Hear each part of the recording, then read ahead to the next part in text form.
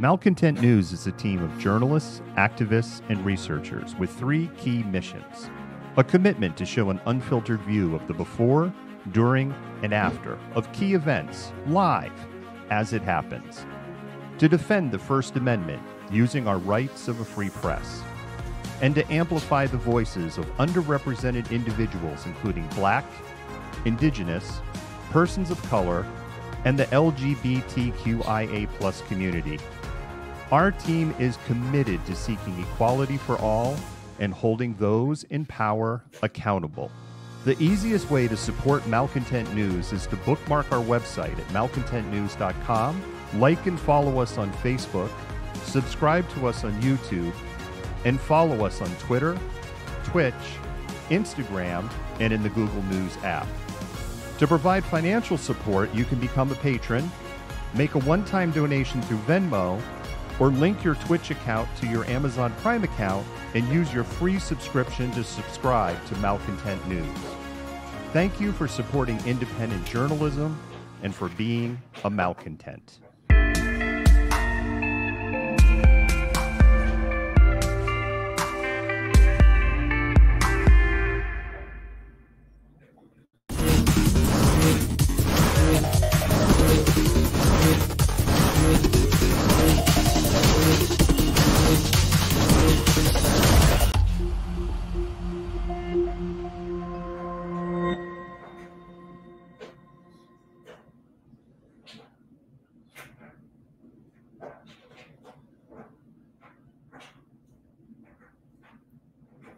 Oh no.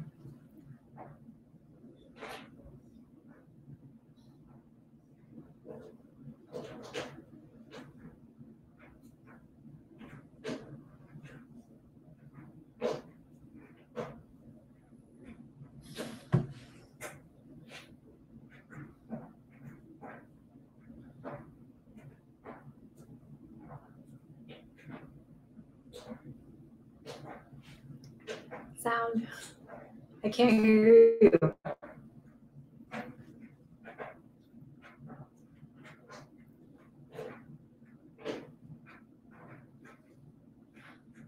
No sound.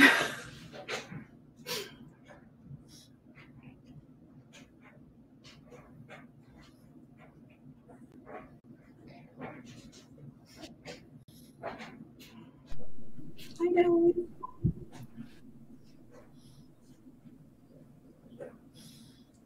Can you hear me now? I can hear you now. Driver issue again. I have to get this resolved. Gosh darn it.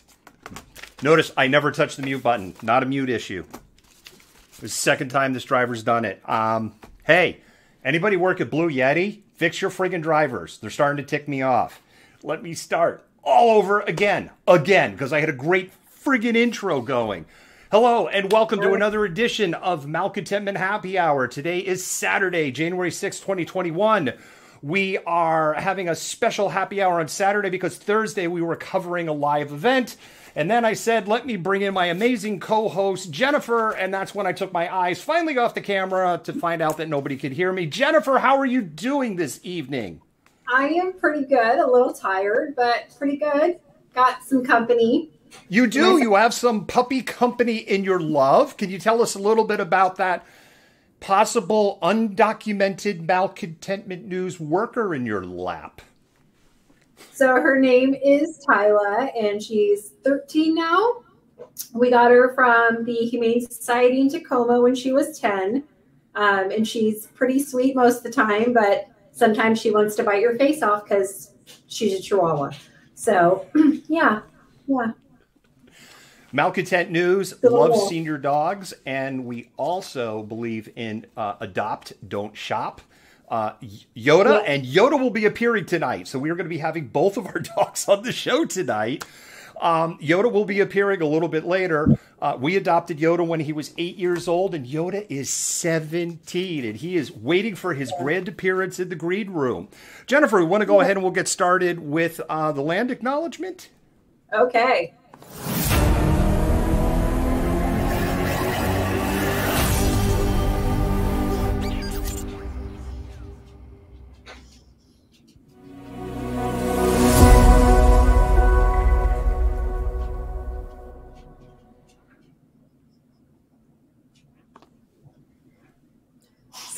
Malcontent news comes to you from the occupied lands of Coast Salish peoples. We are grateful to live and work as guests on these lands, a land which touches the shared waters of all tribes and bands within the Duwamish, Suquamish, Tulalip, and Muckleshoot nations.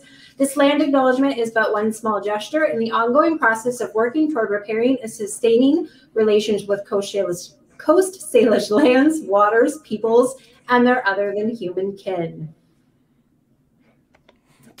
Jennifer, it seems like we both are a little mush-mouthed today. I announced the date apparently the show as January 6th, not February 6th. I don't want to relive Insurrection Day, but January 6th may be top of brain because our show notes are 14 pages long. Yes, there are a ton of things in the Insurrection update that has happened. And with that, Jennifer, I think we should just go ahead and jump into our first story. All right.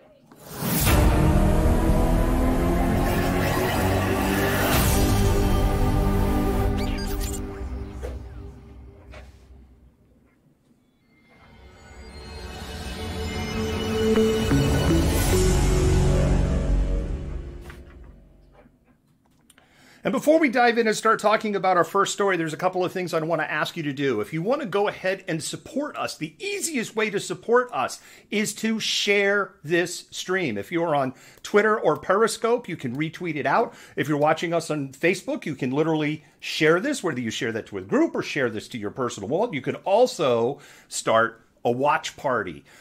If you are on Twitch or if you're on YouTube, you can be like, hey, come check this out. This is actually pretty cool. I'm learning stuff. It's cool. So, and the other thing that you can do is you can go ahead and spam those hearts.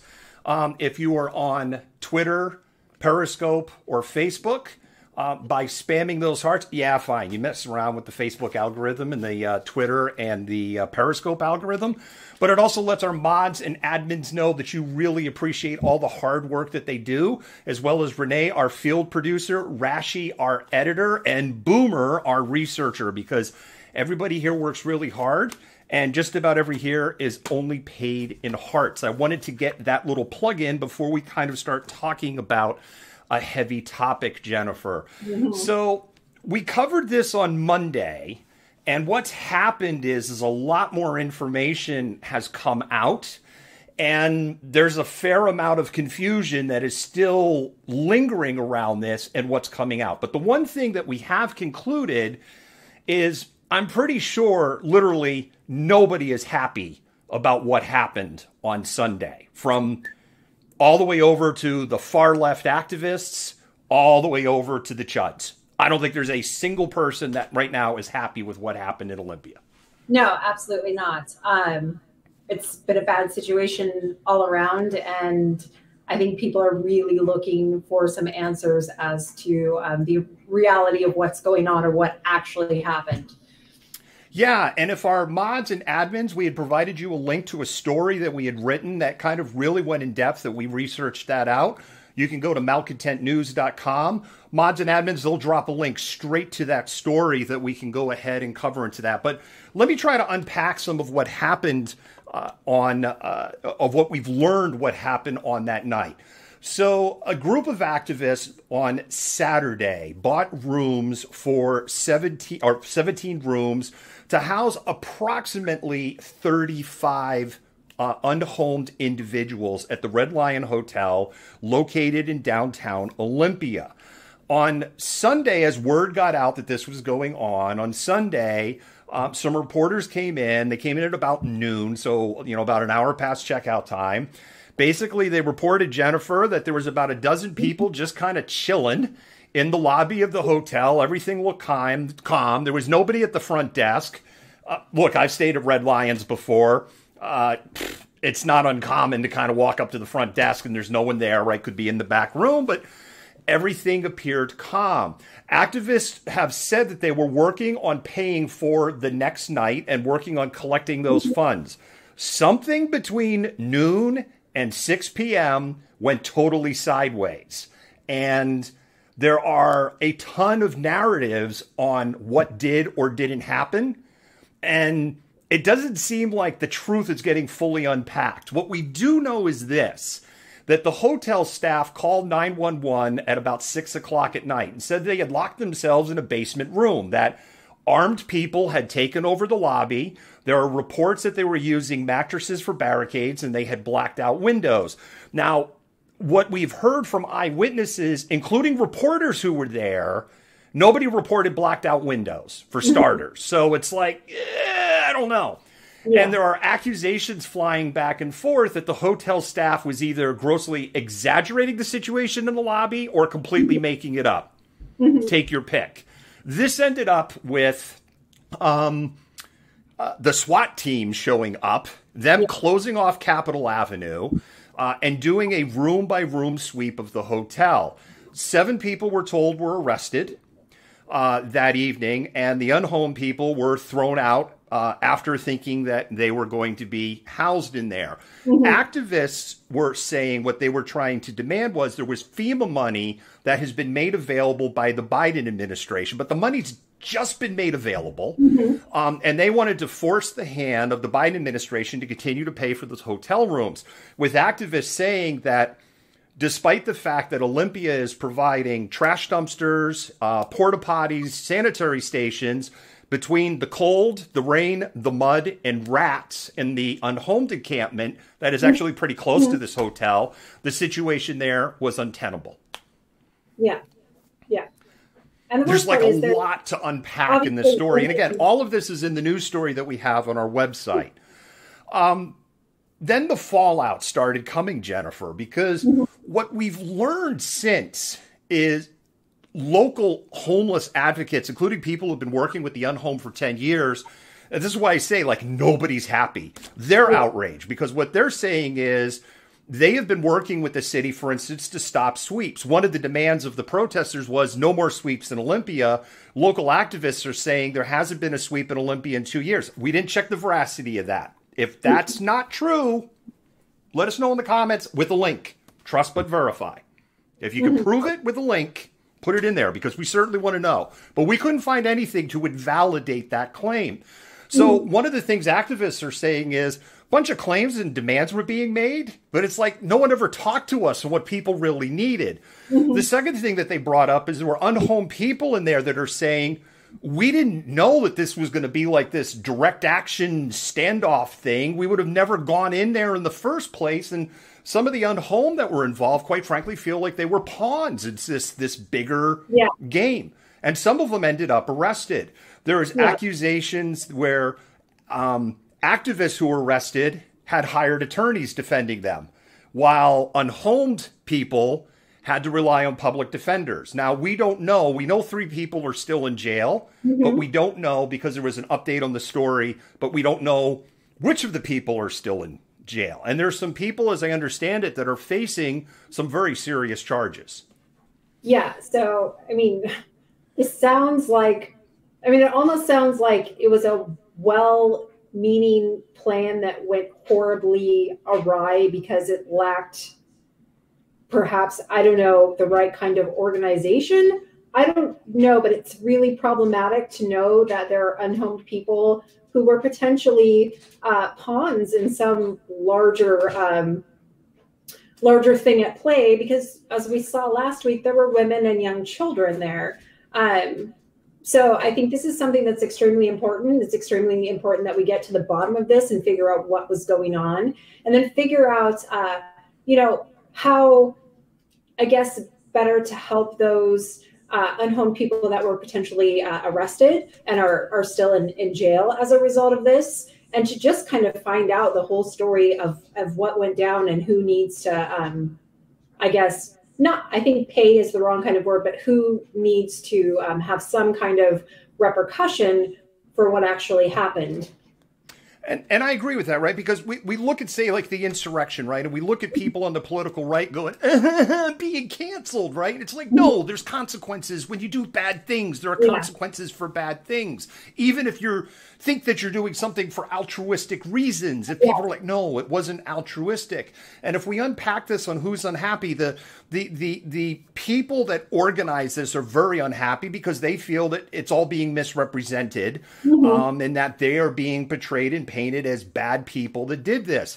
The people that work with the unhome activists are upset because they're saying that the people that set this up never worked or talked with them about the plan, that people who were in that unhomed encampment not only got arrested, but in the process of getting arrested, lost all of their belongings. Yeah. And they're going, where's the money and support for those people? Because what they're claiming is they're not getting supported. The unhomed are unhappy because they just feel like they were used in all of this. The community is unhappy because this is being portrayed by the police as, you know, another act of aggressive protest. Amazing, though, in Olympia that they're not applying that same label to the January 6th bum rush of the governor's mansion. Of how many people again arrested for that, Jennifer? How many? One? Like way after the fact? And how many people are they looking for? They're looking for one more. Yeah. We saw a police officer getting assaulted live on a TV on multiple channels. It's like, yeah, we're just going to go ahead and give that a pass. Yeah, but, yeah, it's all right. These people have jobs. I believe it was either the mayor or someone of the city council called the activists literally domestic terrorists for their actions, and then walked it back. It's like, I was a little hot under the collar. I didn't really mean it. Yeah. This whole story is like so terribly problematic in so many ways, but the people who are, suffering from this the most are the ones that were, supposedly supposed to be receiving help. And I think that's like the bottom line here is the people that were supposed to be getting help are actually the ones receiving the most serious consequences for what occurred, not just, in the context of arrest, but also the continued stereotyping of unhomed people and what that does when you have circumstances like this arise. So this whole kind of like idea that, yeah, we can do this and then push for money, FEMA money, to continue paying for these and turn it into this kind of like political statement or act while people's lives are hanging in the balance. That's hugely problematic. And I think people need to have a better understanding of what altruism is. Yeah. And Thurston County officials are saying, look, we applied for that money like almost as soon as it became available, but it's not like I'm paraphrasing. It's not like you go to an ATM machine and put in a card and punch in a code and money. That's what Thurston County is. Now, I always take a grain of salt when we talk about government officials because we know they like to do the razzle dazzle and all of this too. Yeah. And who controls the narrative? Well, of course they do. But this isn't the only area where unhomed people have been used by pawns. And I'm not directing that, by the way, at protesters, people on the left, or people in direct action. Bellingham did another sweep. They swept the people out from City Hall, and on Friday they swept them a second time. And so you had people in January in a pandemic with our first Arctic, like really oomph of cold is coming next week, and they lost all their belongings for the second time in a week up in Bellingham. Yeah. Way to go, Bellingham. Way to go.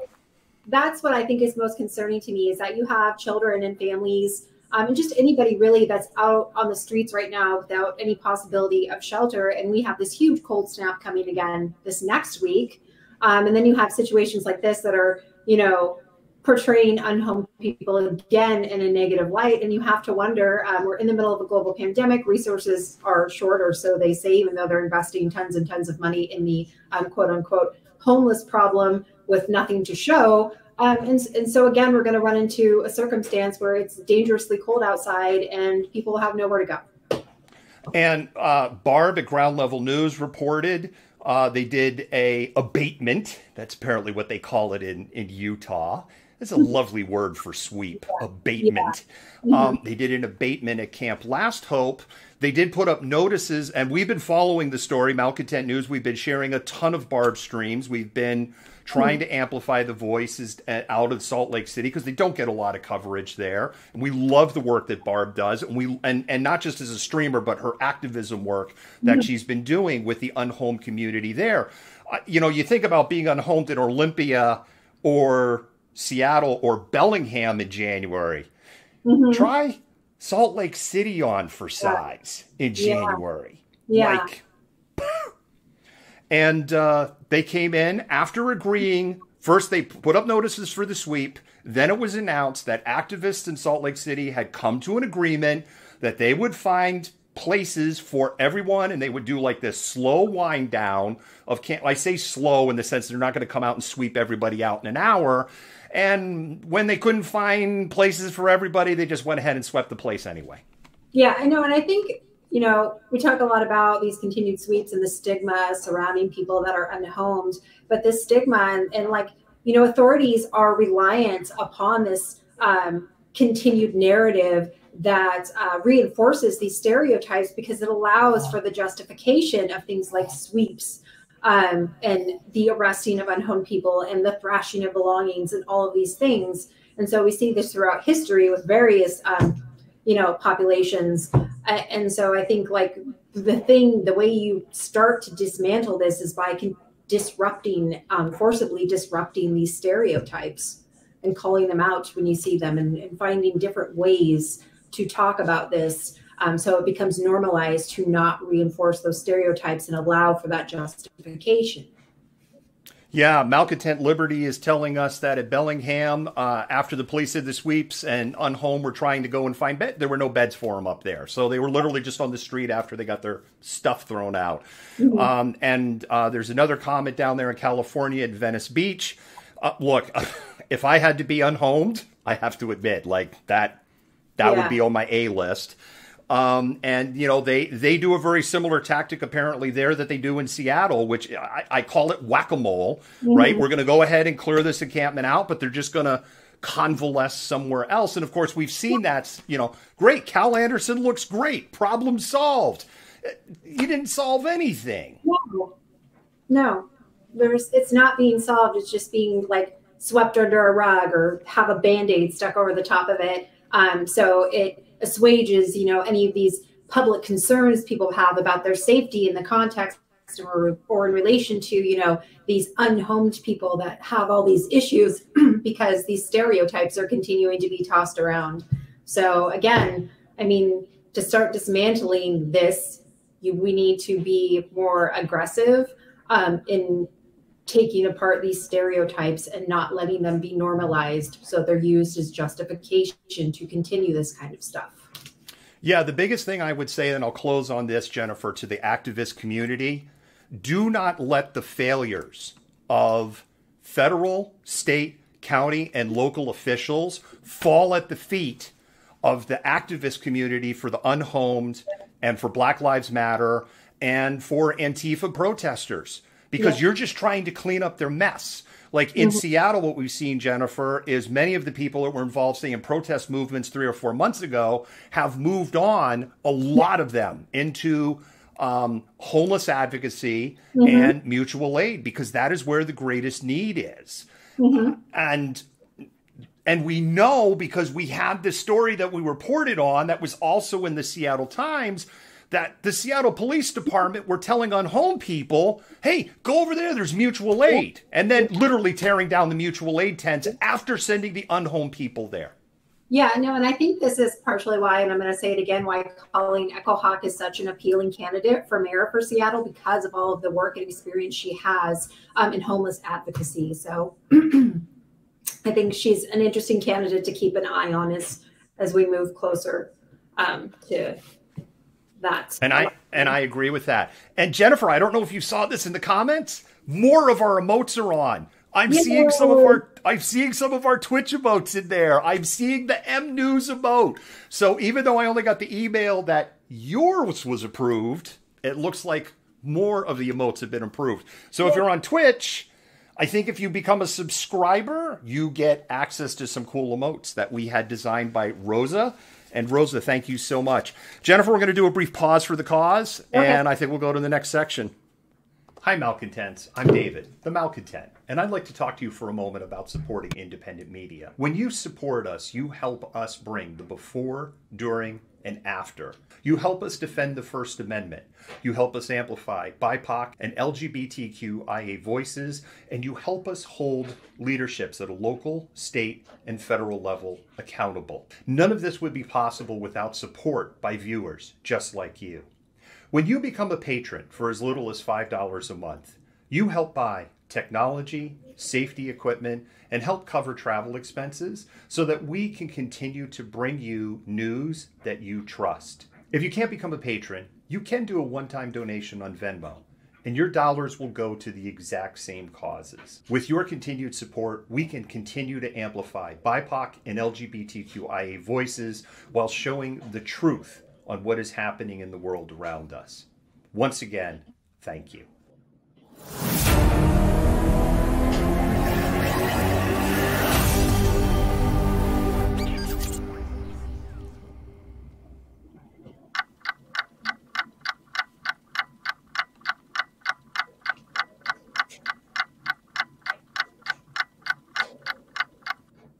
All right, Malcontents, it's that time again where Jennifer and I are going to do Malcontented Minutes. Malcontented Minutes is our speed round for news where we do 10 stories in about 20 to 25 minutes. Now, mods and admins, this is the time. You can go ahead and drop the link. What link? You get to control the news because we have a poll that's been put up. And on that poll are the 10 stories that Jennifer and I are going to do. You get to vote in that poll and pick the story that we'll go more in depth in at the end of the show. So, of course, voting right now is pointless because we haven't even revealed story number one. So you might want to probably wait toward the end, and then we hold off announcing what the story is until we get to the arrests in the insurrection update. And Jennifer, we got a lot of funky arrests we're going to be talking about tonight. It's like the best part of the show. Are we ready to do this? Well, let's do it. All right. Let's do it. We do that. We do that. And we do that. All right, here we go. We're rolling. Story number one.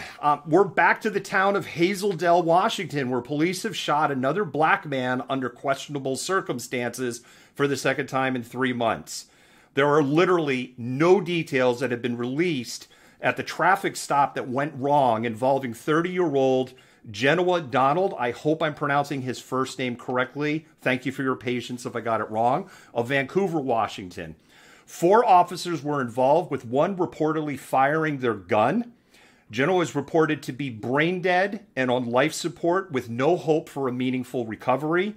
His family has asked that the NAACP, or through the NAACP, that there not be any protests.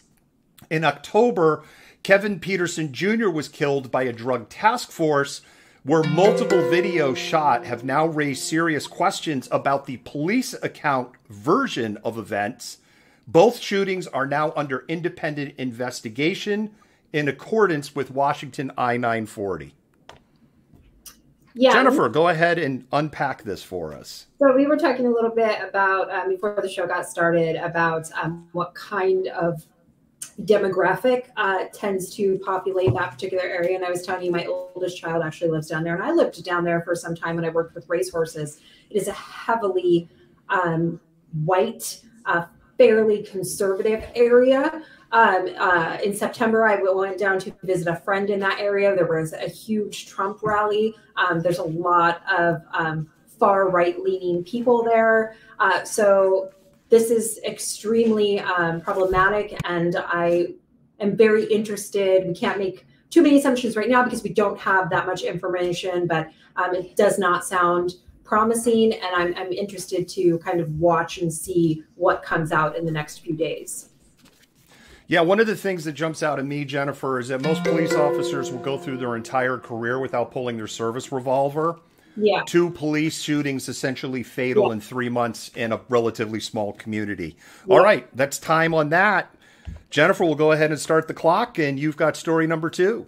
All right. So in the last week, a Louisiana library got a grant for a voting rights program, but its board, who's already kind of been called into question by like the ACLU, rejected the money, started citing far left content. So what happened is Teresa Elberson, who was a library, put in for this small grant of $2,700 to purchase copies of 2 books on Black history and civil rights and to hire a pair of Black college professors to lead community discussions on the titles.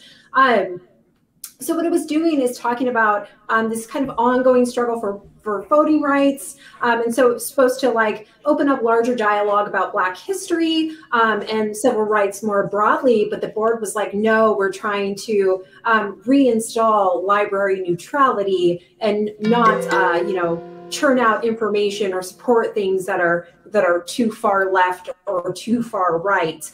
Well, this has been problematic in the past because the ACLU of Louisiana has already come down on this board for, refusing to or voting against having what they call like drag queen story time because, and I quote, the board said, when drag queens lead children's story time, a lot of hugs and controversy follow.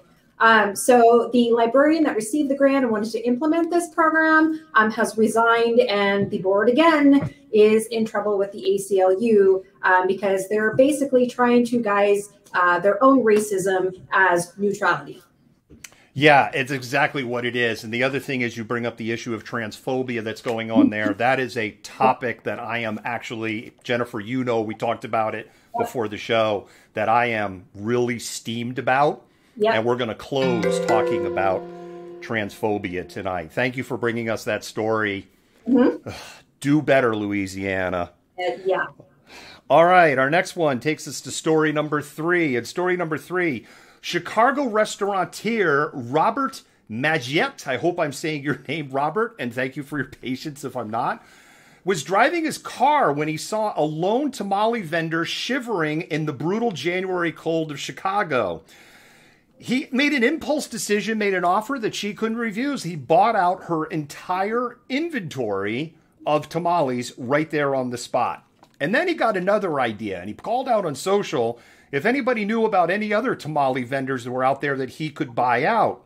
And the leads flooded in. So not only did he buy out the daily inventory of multiple tamale vendors and leave them, by all reports, a generous tip, but he then donated those tamales to the unhomed population in Chicago. He now plans to continue to do these tamale runs through the rest of the winter months. And a similar plan has now popped up, Jennifer, to do it for pizza. Yeah, take note, people. That's called altruism. There's nobody being used as a political pawn. People are actually benefiting from somebody else's generosity without some kind of expectation in return. That's altruism. That is an absolutely wonderful feel-good story. I wish more people would do things like that. The benefits to the people who are out there, trying to sell their products in a kind of harsh winter environment, and also people who are having to deal with that environment as unhomed populations and getting, food out of that. Those are both really great things. Yeah, it is a really great story. It makes me think of the ending of the movie Scrooge, where he was like, I get it now. You could just get a sandwich and go here, right? It was this whole, there was no strings attached. It was not just do something nice. And It is a great story. Jennifer, you can take story number 4. All right. So locally, a Seattle student is helping seniors book vaccine appointments and encouraging others to do the same. 17-year-old Aaron Jaff of Lakeside School in Seattle has been using his extra time, as King 5 reported, to help book many appointments for seniors in his life who have struggled to navigate the complicated process online, because so much of this booking the appointments is online. And he was actually even able to help a 97-year-old World War II veteran booking an appointment, because the process, you need to have at least a little bit of technological savvy to navigate the site to be able to book the online appointment, which of course is, sometimes a struggle for people our age, David, let alone people much older. So he is actually part of the Lakeside Crew team, and they call the project the Vaccine Crew because they're actually really working on those ethics that supportive crew brings. So this is actually a kind of a nice instance of this kind of like privilege being used for a good cause to help seniors get their COVID vaccine appointments. This is a great story, and one of the things that we'll have in our COVID-5 Fast Facts is we're going to be talking about the vaccination situation in the state of Washington. We talked about it on Monday, and we're going to have to talk about it again here on Saturday. So I don't want to kind of get ahead of ourselves on that. What do you mean people our age? What are you saying, Jennifer? Okay, we're not spring chickens. Okay, David, I've had to come to the realization that I'm in my 40s and like 15 years away from 60. It's not. So one of the things that jumps out at me on this, Jennifer, and I don't want to get ahead and reveal the punchline, but part of what people are having to do is provide their driver's licenses, and the state of Washington did not do a good job with PII and the unemployment security. And so with that, we're at time, and if you want us to talk more about it, you can vote for that story. And just reminder that we have the polls. Mods, admins, if you could drop the link maybe one more time in there for the polls, just so people to get it. And again, you may want to wait to the end because you may hear another story and go, damn, I wish I voted for that one. All right, so with that, we're going to go to story number 5. And story number 5, Jennifer, comes with a visual. Oh, God. A Florida man with a Florida tattoo on his face was arrested in Florida after calling 911 multiple times, saying he needed a ride. That is not a henna tattoo. 22-year-old Matthew Latham of Hudson, Florida, called 911 4 times asking for a ride home.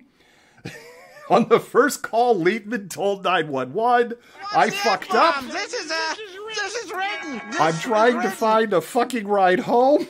By the 4th call, 911 operators kept him on the phone with until an officer arrived 6 minutes later.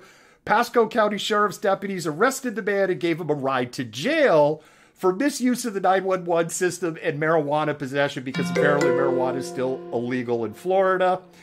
I have no ill will that the TV show Live PD is gone, but damn it, this was Pasco County.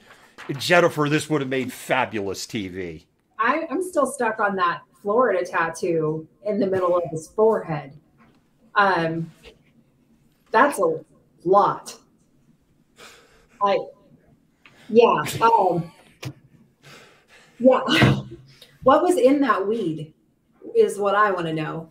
That made him feel it necessary to call 911 for a ride rather than like Uber. That is such a Florida story. Like, I mean, you literally could not make it up. Power grid was shut off by Dickless here. They caused an explosion. Is this true? Yes, it's true.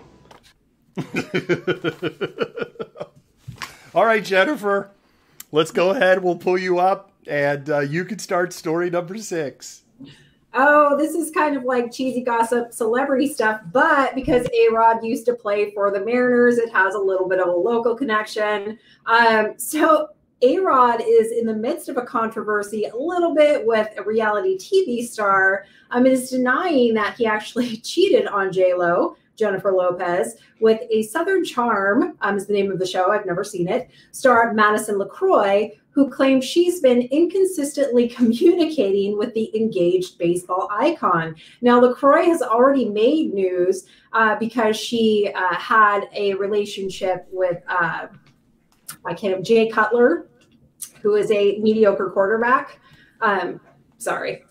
He is. Well, he had just recently separated from his wife, or maybe they were still kind of at the tail end of their marriage. So this is still kind of unfolding. Of course, A-Rod and J-Lo are showing some solidarity publicly, but there are, transcripts of conversations, and there have been phone calls, and it just basically goes to show that you can look like J-Lo and your fiance, boyfriend, whatever, might still be looking elsewhere. So here's my views on A-Fraud, which should just tell you right out of the gate my views on A-Fraud. First of all, he screwed over the Mariners, and I had just moved to the city here, and I wasn't much of a fan at that time, but I really wanted to see the Mariners destroy the Yankees, and the Mariners friggin' choked, and I sat in the stands, and I watched that horror of playoff games when all of that went down. Then he went to the Rangers on that ridiculous deal and literally bankrupt that team. Thank you, George W. Bush, for running that one so well. And actually, W wasn't president at the time that happened, but he had already fucked up the team beyond repair prior to that happening. Yeah. And then he went to the Yankees where we had steroids and herpes and him sleeping with everybody, and he's just ick.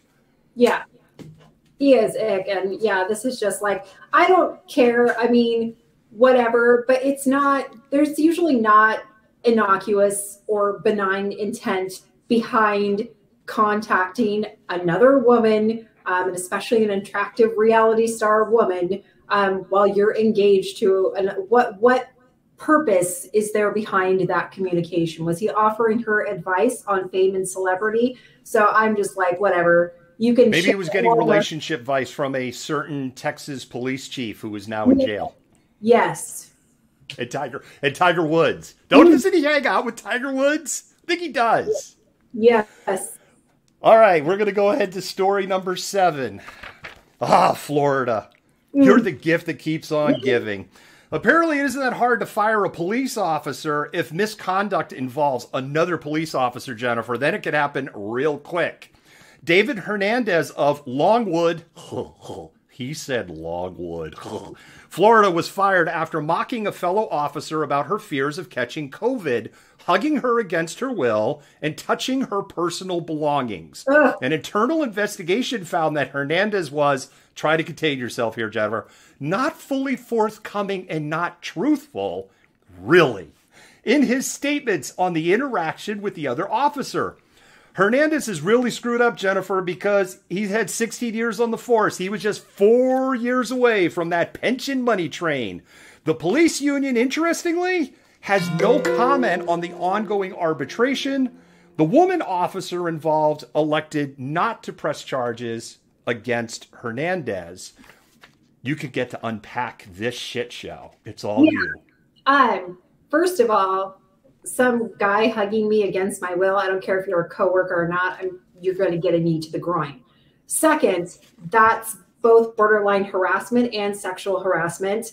Third, I shared an article with you guys in our news chat earlier this week about the ways in which women in predominantly male-dominated careers are still very much grappling with sexual harassment of various forms, because men don't like their presence there. And this kind of reeks of that. And her kind of willingness to not press charges may also be out of fear for repercussion. Well, I bet I'm willing to bet a month of Sunday of paychecks that she is already dealing with repercussions. And we will probably never know, but I'd be surprised if she is with that police force 12 months from now. Yeah, exactly. And with that, Jennifer, you could take us to story number 8. All right. Story number 8. So in some kind of good news, Biden is calling for expanded efforts to protect the LGBTQIA rights globally. And he basically signed a memorandum, which is, legally just for show. It doesn't really have any power, but it's wanting to expand protections for the rights of LGBTQIA people worldwide, including potentially through the use of financial sanctions. Hit them where it hurts, right in the pocketbook, right? He says, quote, all human beings should be treated with respect and dignity and should be able to live without fear no matter who they are or whom they love. And this is building on a 2011 directive issued when Biden was serving as vice president. It goes on to say, quote, the United States belongs at the forefront of this struggle, speaking out and standing strong for our most dearly held values. Again, it's largely symbolic. But it's a campaign that he pledged, campaign promise to pass LGBTQIA rights legislation known as the Equality Act in the first 100 days of his administration, and to make this a top priority. The memo also directs U.S. agencies working abroad to work harder to combat the criminalization by foreign governments of LGBTQIA status or conduct and directs the State Department to include anti-LGBTQIA violence, discrimination, and laws in its annual human rights report. We had talked about this, I think, right when you had just started on the show, that one of the things that I had predicted is where former President Donald Trump, by the way, I showed him the respect as a journalist you're supposed to show him by saying former President Donald Trump and not just Cheeto Jesus or something like that. But former President Donald Trump basically legislated by executive order. And I think when you first came on board, one of the things I was saying is that there's really nothing to prevent Joe Biden from coming in and erasing most of the Trump legacy with a stroke of a pen. And that's basically what Joe Biden's done. Mm-hmm. Yeah, absolutely. I was reading something earlier today before we came on about how, in comparison to his predecessors, the amount of executive orders he's issued in his first few days, and they're basically all trying to undo some of these really problematic things that Trump enacted during his presidency. There's more I want to say, but we're gonna hold true to this. If you want us to keep going on this story, then you could vote, but you should. We got two more, so you should wait to hear what those two are. And with that, we're going to go to story number 9.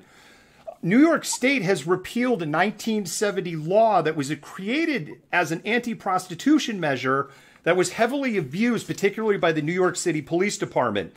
The measure became known as Walking While Trans Law, originally passed to prevent loitering for the solicitation of prostitution, more commonly known by the derogatory term street walking. The vaguely written law was used by New York City police officers for decades to target minorities and especially the transgender community. With officers having no way of knowing what an actual conversation was going on, people were basically arrested for essentially looking the part, with transgender men particularly targeted. Because of discrimination, an inordinate number of transgender people have to turn to sex work because they can't find regular work. The repeal of the law is being hailed as a victory for the BIPOC and the LGBTQIA community, while New York officials issued a terse memo to officers to stop targeting people based on the law. HBO fans may remember the documentary series Hookers at the Point. Jennifer never really saw New York City police down there cracking down on that loitering law. You get to unpack this one. So I'm actually going to plug a really great book written by a historian named George Chauncey, and it's called Gay New York, Gender, Urban Culture, and the Making of the Gay Male World, 1890 to 1940. It's a fantastic book. He goes through and details the longer history of all this. And like I said, it's totally worth the read, fantastically well-researched, well-written book about this kind of history in New York over the course of 50 years. So yeah, it's particularly interesting that they're, just kind of now doing away with this, because this is stuff that's been going on for more than a century. I mean, Chauncey talks about it in his book.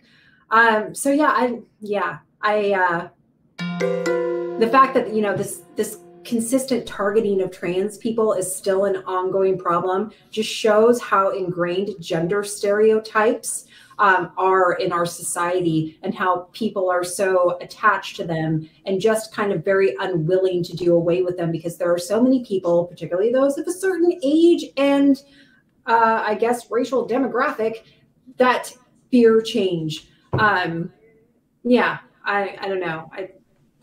Well, I'm going to talk about it more at the end of the show, as you know. Yes. And with that, Jennifer, you get to do the final story. And I would really say, as you're listening to this story, the polls are open. We're not going to close them until we get to the tail end of the insurrection update, right before we get to arrests. That's when, so you got plenty of time to vote. So with that, Jennifer, you can go ahead. The clock is operating.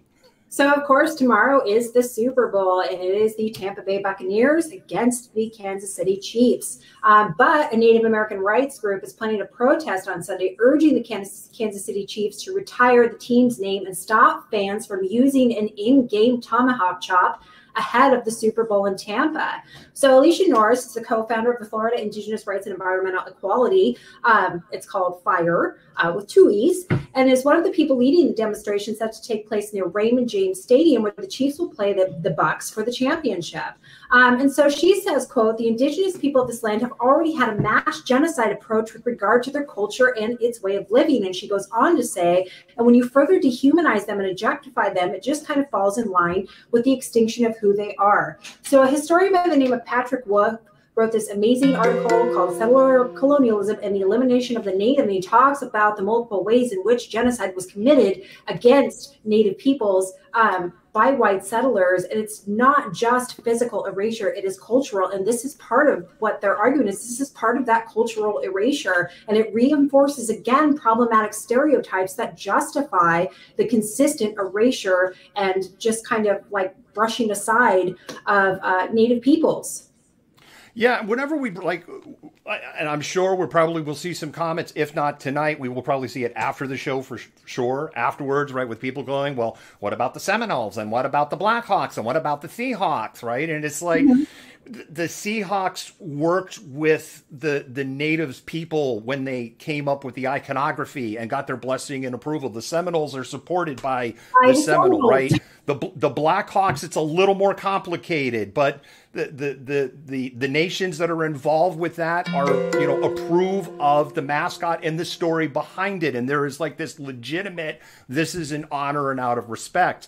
You know, what the Chiefs are doing, this kind of equivalent thing of the tomahawk chop, right, where they do this, oh, and like, I was reading this story about, you know, as somebody who is a Native American in that area, was that, well, you know, what's the chant? It's like, it's nonsense. No, like, come on, let me into the secret. What's the chant? And like, the person was ready to kill the, it's like, it's nonsense. Yeah, it's made up, it's homogenizing. It's like all Native people rode horses and wear headdresses. No, they didn't.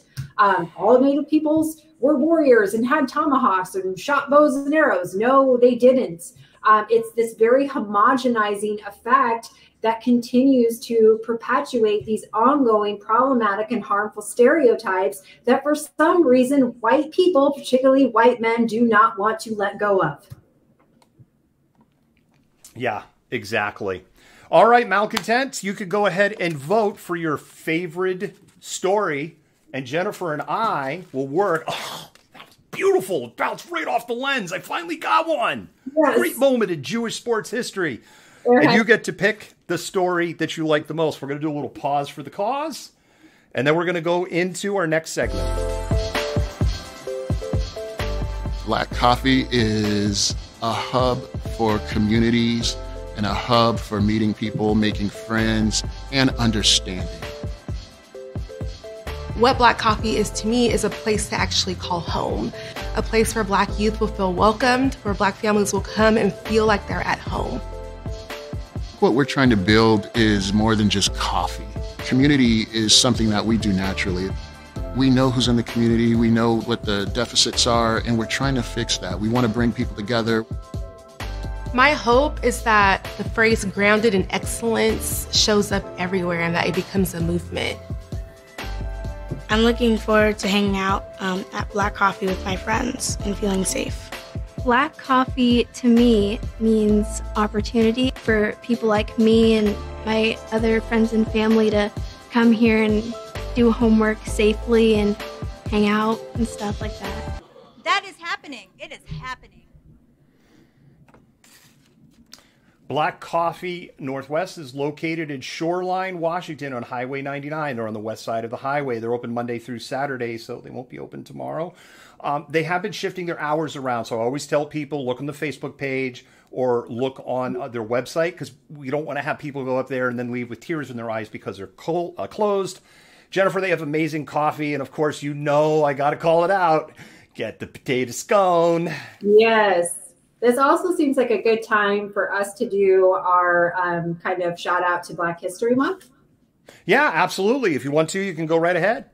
Yeah, so this week I'm sharing, and the mods, our wonderful mods, have the link to this that they're going to share with you in the comments. And it's part of the Seattle Civil Rights and Labor History Project, and it's called the Seattle Black Panther Party History and Memory Project. And it's just this kind of really great collection of video interviews, photos, news coverage, congressional hearings, bulletins, like a brief history, and a film. And it's really informative and gives you like a very nuanced understanding of the things the Black Panther Party were doing in Seattle and their longer history. I had a chance to listen to Aaron Dixon speak on the UW campus about 5 years ago when he came out with his book, and it was a really powerful and like very moving dialogue.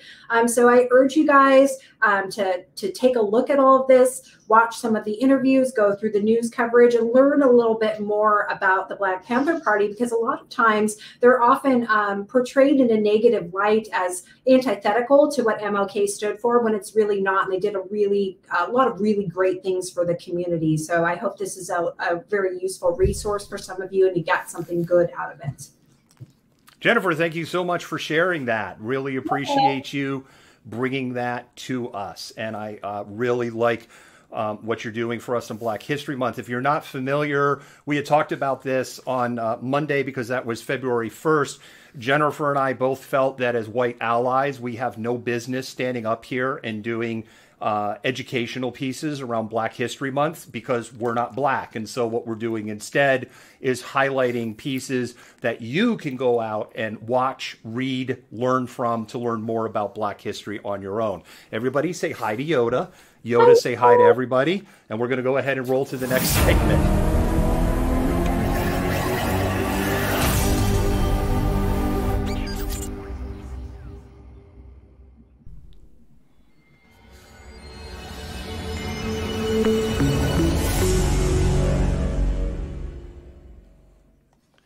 Jennifer, we're going to go ahead and just dive right into COVID-5 fast facts because we got to move fast. Yes. Because we still have a huge insurrection update to go, and I don't know how 53 minutes has already gone by. And with that, I'm going to just jump into it. Okay. A rural county in Georgia had their COVID vaccination clinic shut down with no warning by the state. They were vaccinating teachers and school officials to support the reopening of their school district.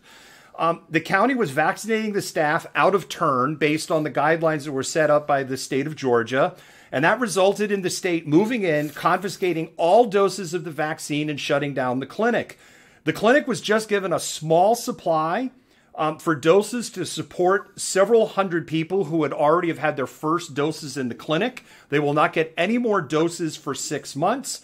And caught in this mess includes those in those key populations which were supposed to get vaccinated, who have since had their appointments canceled. What a mess. What is going on down there? The whole vaccine rollouts, I mean, in its entirety has been a hot mess based on the actions, or inaction effectively of the previous administration. But yeah, this is not pretty. I think we're going to continue to see stuff like this. We're going to continue to see ongoing resistance to vaccination, particularly in rural areas. This is just not a good thing. No, it's not. And one of the things that I feel about people are already not trusting the government on this. People are already not trusting the vaccine. How does this action, wrapped in the warm, fuzzy blanket of, hi, I'm the government, I'm here to help you, because that's basically the warm blanket they've wrapped themselves in. I'm sorry. I don't mean to startle you. Blind pug moment there. He's just like, oh, I saw the hand. I got it. It's all right, man. Anyway, Jennifer, you can take us to story number 2. Bizarre decision to own the libs. Iowa Governor Kim Reynolds issued an emergency order ending all mask wearing requirements and allowing bars and restaurants to open at full capacity. The order takes effect on Sunday, just in time for the Super Bowl. Iowa, which was off to a great start during the initial COVID outbreak, is 47th in the country for vaccinations and has had over 5,000 deaths. Go Iowa. So in other words, they got more deaths in the state of Washington. And who was first across the finish line or the first across the starting line for all this? Oh, that's right, we were. Yeah. There are a lot of people that are scratching their heads over this decision, including people in Iowa and the timing around it. Yeah, and it all boils down to capitalism and money and the economy is what it is. Well, and Kim Reynolds was a huge Trump supporter. Yes. So... yeah. Got to own those libs. That's right. All right, I'm going to go to the next story here. This is a challenge holding a pug, by the way, everybody. The Supreme Court has remained consistent in their rulings on religious services and COVID, finding against the state of California and their ban on indoor church services for areas in the state's purple zones. Purple! I like purple zones. We're in a purple zone. The ruling allows indoor services, however, at only 25% capacity and with no singing or chanting allowed. Church officials were trying to get the full ban lifted to allow singing, chanting, and to go to 100% capacity. This has mirrored, Jennifer, other Supreme Court decisions on identical cases that have voted along the 6-3 line. Yeah. Man, churches crack me up because they just think they ought to be exempt from any kind of regulation, regardless. I'm going to save my religious commentary here. But yeah, I don't know. I think California is one of those places where they're really, really suffering right now. I mean, funeral homes are beyond capacity. They don't know how to really kind of deal or grapple with what's going on. And this just, even at 25%, seems like a poor choice.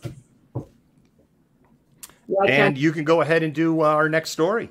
Worship via Zoom. God will still love you. If Washington State is a good example of how to fight COVID, it sure hasn't been a good example on how to roll out the vaccine. Facebook groups are popping up filled with confusing anger and disappointment in trying to book appointments for the vaccine. It isn't all the fault of Washington, as vaccine shortages still plague the nation, but among the barriers being faced is requirements to sign up online and provide personal identifiable information, such as the front and back of a driver's license. Steps that are confusing at best for the first recipients, which are mostly elderly and many who lack the technology to complete the task. Others have complained that by the time they complete the required steps to prove their need, the slot has disappeared on them. And this goes back to the story that we talked about in our Malcontentment Minutes is, get more people like this student who are helping senior citizens sign up for these very important vaccinations. So yeah. Do better, Washington. Do better, That's all I can say. Do better. If you vote in the poll, it's a story we can dive into a little bit more. I know we've kind of touched on it twice tonight, but two different angles. But please vote in the poll and let us know what story you want us to go deeper on. All right, we got our last piece in our COVID Fast 5. Multiple experts and officials are deeply concerned that Super Bowl Sunday will turn into Super Spreader Sunday, Iowa. There have been multiple appeals for people to forget the party and the bars, especially with the South African and UK variants identified in the United States and in community spread on both coasts. The South African variant is of particular concern as it seems to target younger victims with worse symptoms. The country is just starting to get a handle on the current surge, with hospitalizations and new cases continuing to drop.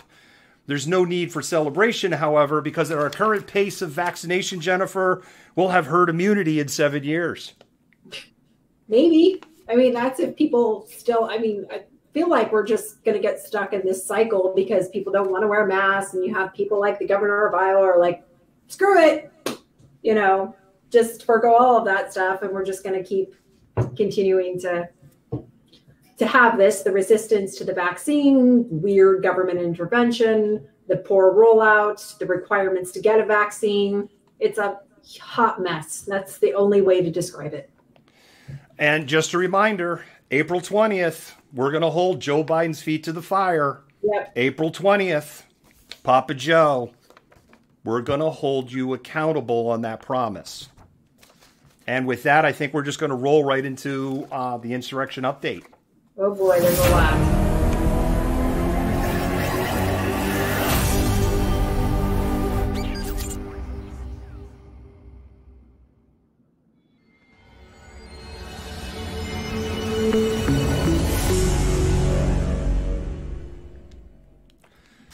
All right, Malcontents, it's Jennifer and I's favorite part of the show. It's the insurrection update. If you haven't voted in our poll on which story you want us in Malcontented Minutes to go deeper, Mods and admins will drop the link again. Please go ahead and go over there and vote and let us know. Mods and admins, right before we get to the arrest segment, we will go ahead and ask you to tell us what's going on. And Malcontent, that's all insurrection update. Yeah. There's a lot of stupid people in the world. Holy shit! If you're hearing that noise, Yoda, even though he is blind, has figured out that if he tweaks the door stopper over and over again, it goes brrr, and it gets my attention. I may have to hit the technical difficulties button for a minute to go get Yoda, who is now demanding out of the so-called green room. That's so cute. Jennifer, you went last, so I'm going to go first. All right. Let's go ahead. This is a good time also to remind you, spam those hearts, and let the mods and admins know you appreciate the great work that they're doing. We're going to start with Rep. Marjorie Greene, who's had one hell of a week. Senate Minority Leader Mitch McConnell blasted Marjorie Taylor Greene on Monday night. So this was after we had finished our show on Monday, as House Republicans considered censuring her. McConnell, appearing to try and defend the crumbling remains of the old school GOP, stated her embrace of loony lies and conspiracies is a cancer for the Republican Party. I can't do that in the Mitch McConnell turtle voice with a straight face. The word loony, that cracks me up. Loony. Makes it sound almost like it's entertaining, like Looney Tunes. It's not entertaining. It's about shit crazy and dangerous. All right. Moving on. Senator Mittens Romney, who occasionally grows a microspine, also went after MTG on Tuesday, saying, quote, I think we should have nothing to do with Marjorie Taylor Greene and think we should repudiate the things she said and move away from her. Our Big Ten is not large enough to both accommodate conservatives and kooks, end quote. The other 96% of seated Republican senators had nothing more to add. It's just so gross. And the thing about Mittens, he only half means it, right? He probably is going to vote to acquit Trump. I would bet money on that. House Minority Leader Kevin McCarthy tried to play both sides on this ongoing Marjorie Taylor Greene train wreck of the week, entertaining stripping Liz Cheney of her committee seats, the third highest ranking Republican in the House, and considering the same for MTG. Jennifer, do you remember a time when the name Cheney was associated with the most evil Republicans in the Republican Party? When on earth did the Cheneys become sane? Apparently during the Trump era. The word is McCarthy criticized MTG and said that she has to hold herself to a, I quote, unquote, higher standard. In the end, both Cheney and Greene kept their committee seats, but only one of them was still on committees after Friday. Mm-hmm. And it wasn't Greene. Yeah, and Greene was interesting too because she just basically gave the I'm sorry you feel that way of apologies about her behavior. Moving on, freshman Senator Tommy Tuberville, this name sounds like a weird cartoon character, of Alabama, who has raised many eyebrows as his name continues to come up in the planning of the insurrection, raised more eyebrows when he had no comment about MTG when asked. The no comment in itself didn't raise his eyebrows in his right. It was his reason, which he blamed on bad weather and not keeping up on current headlines. Way to go, Alabama, on replacing a qualified individual with someone who doesn't even know the three branches of government or how to use the Google. He's never heard of weather.com, apparently, Jennifer, either. The Google. The weather? This guy was a football coach. I mean, I get he's a football coach in Alabama, but he was a football coach. He didn't look at the weather forecast before a game. Oh, there's going to be rains and thunderstorms this game here. We're going to have to pull out the old 23 skidoo play on this one. I'm sorry, I can't comment on her because of the weather. Wow. Okay. We have so much MTG. She sucked so much oxygen out of the room last week. It's ridiculous. This just keeps peeling the onion.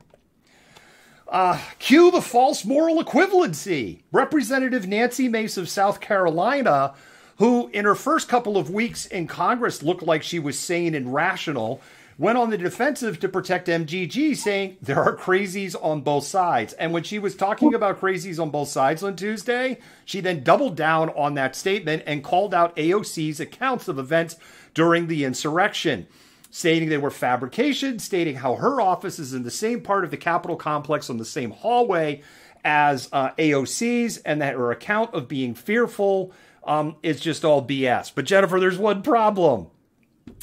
She posted on Twitter and in a news article about barricading herself in her office and sleeping in the Capitol overnight. Go ahead. I pulled up Florida Man by accident. There we go. We'll pull this up here. That'll haunt me. That is not a picture of Nancy Mace. Stop. Nor somebody associated with Nancy Mace. But I got to pull up Florida Man again. God. So here's the tweet. As a matter of fact, if you look at Rep. Mace's Twitter for the week of the insurrection, it is littered with first-person accounts of her being in total fear, feeling helpless, and condemning the actions of the insurrectionists. She also called out then-President Trump for his delay in moving flags to half-mast for Officer Sicknick. She even went on MSNBC to give her account of fear of what happened. So somebody has clearly gotten, like, it's like the member berries of South Park, like, blah! Mm-hmm. Yeah, I have a whole theory about this, but I'll save it. And even more false moral equivalency, GOP House leaders put out a measure to strip MTG of her committee seats with a poison pill attached. The Democratic majority would also have to strip Ilhan Omar of her seats. Omar has stirred some controversy in her freshman year as congressperson over some content she has made, but these were taken out of context and were reported on that years ago, and these have to refer to her support of Palestine and Palestinian people and the ways in which they are treated by Israel. Yeah, there's a particular statement that she had made when she was a freshman congresswoman in her very early months. And it was this classic, we're just going to play the little bit of the clip, and then we're going to run with it. And they didn't play the before, and they didn't play the after. When you played it in full context, you were like, and I say this as someone who's a Jewish faith, right? It was like, it's a little icky, but it's nowhere near as icky as you're portraying it. And it's not anti-Semitic. And my anti-Semitic radar is on. I don't care who you are, left, right, in between. If you're anti-Semitic, you're going down. I'm going to call you out. And the mods and admins know that. Like, that is one of, like, the standing rules. If there's anything even smells anti-Semitic, banhammer. There is no vacations or warnings. So, Jennifer, yeah. I got to hit technical difficulties for a minute because he's upping the ante. Go get Yoda.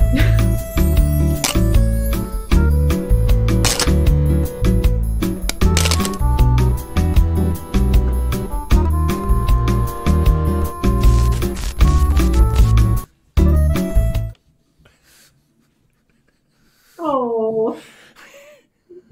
He looks very smug. I won. Well, very happy though. He's adorable. He looks very happy. I won. I'm on TV. See if I bring you on the show again. Oh. That's right. Sneeze all over the control panel again.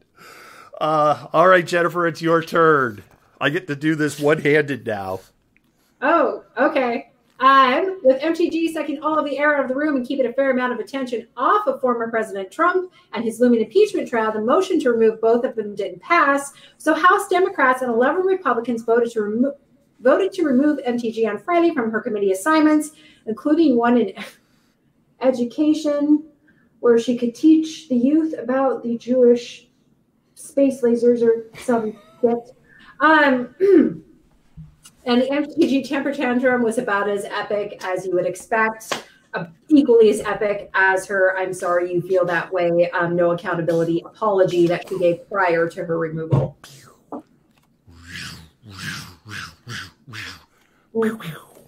It's my Jewish space laser. Mm-hmm. Mm-hmm. Pew pew. And in a final insult to democracy, it is widely reported that after Republicans voted on Wednesday not to strip MTG of her committee seats, she got a standing ovation. I'm sorry. That is so gross. In what world does this woman who peddles in gross conspiracy theories have a seat at the table in the context of education in any capacity? I mean, it's astounding to me. And I'm an American. Yeah, it is. All right, Jennifer, you can bring us on to that's all it for MTG. So Liz Cheney kept her seat.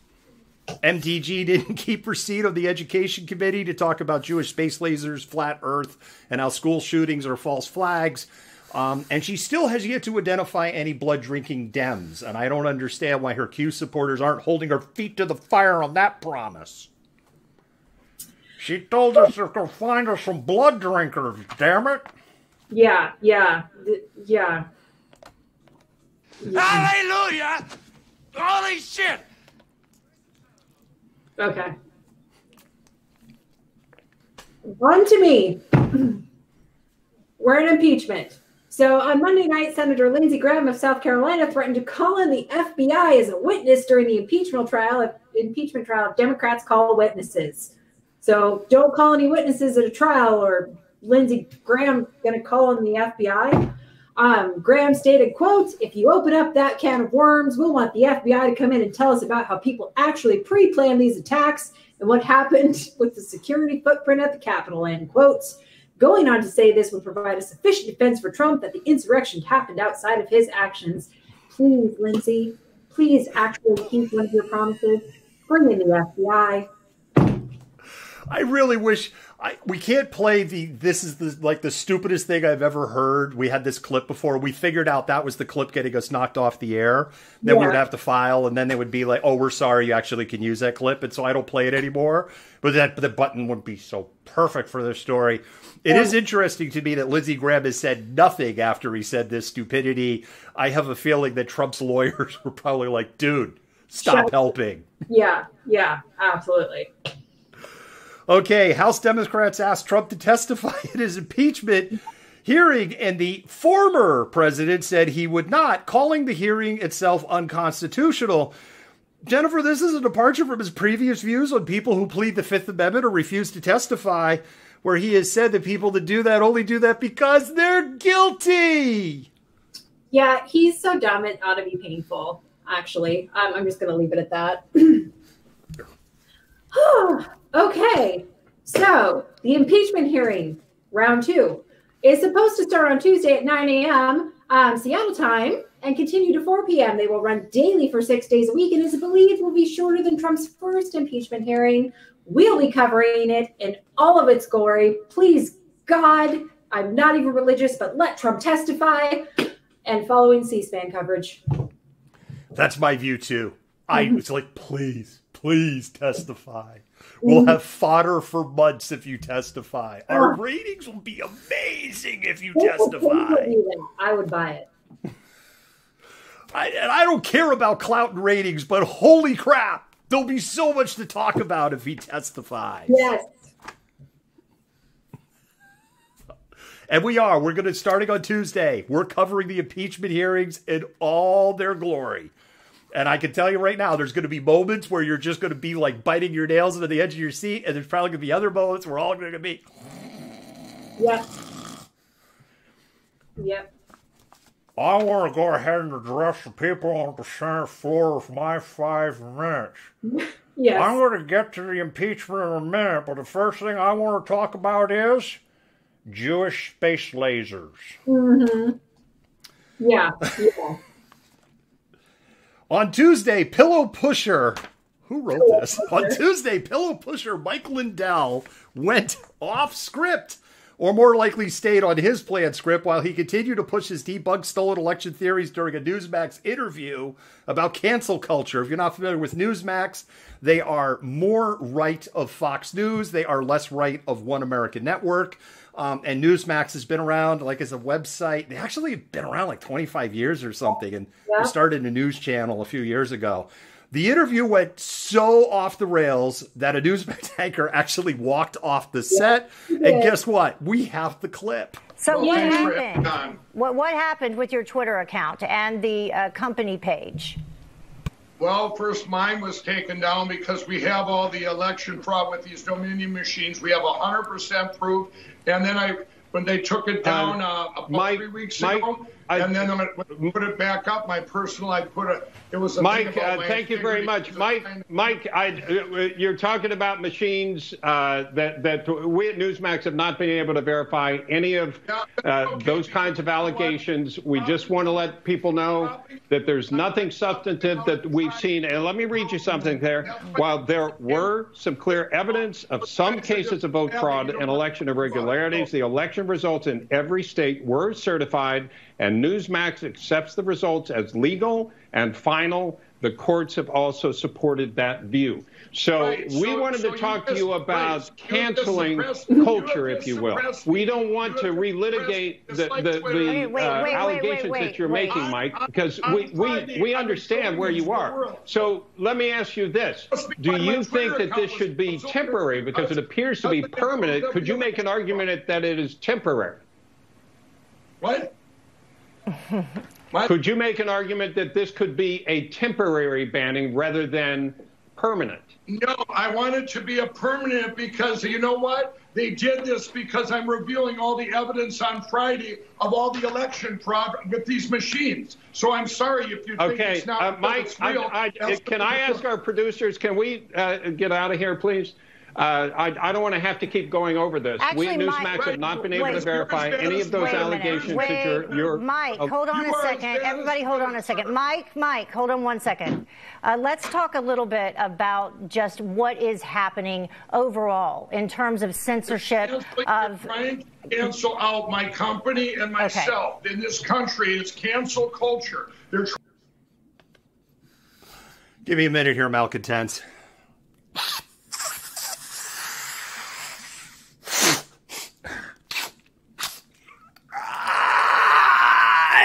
Like it. Well, it's one hell of a drug, Jennifer. Yeah, but we do know the answer now to how batshit crazy you have to be to run off a Newsmax anchor. There you go.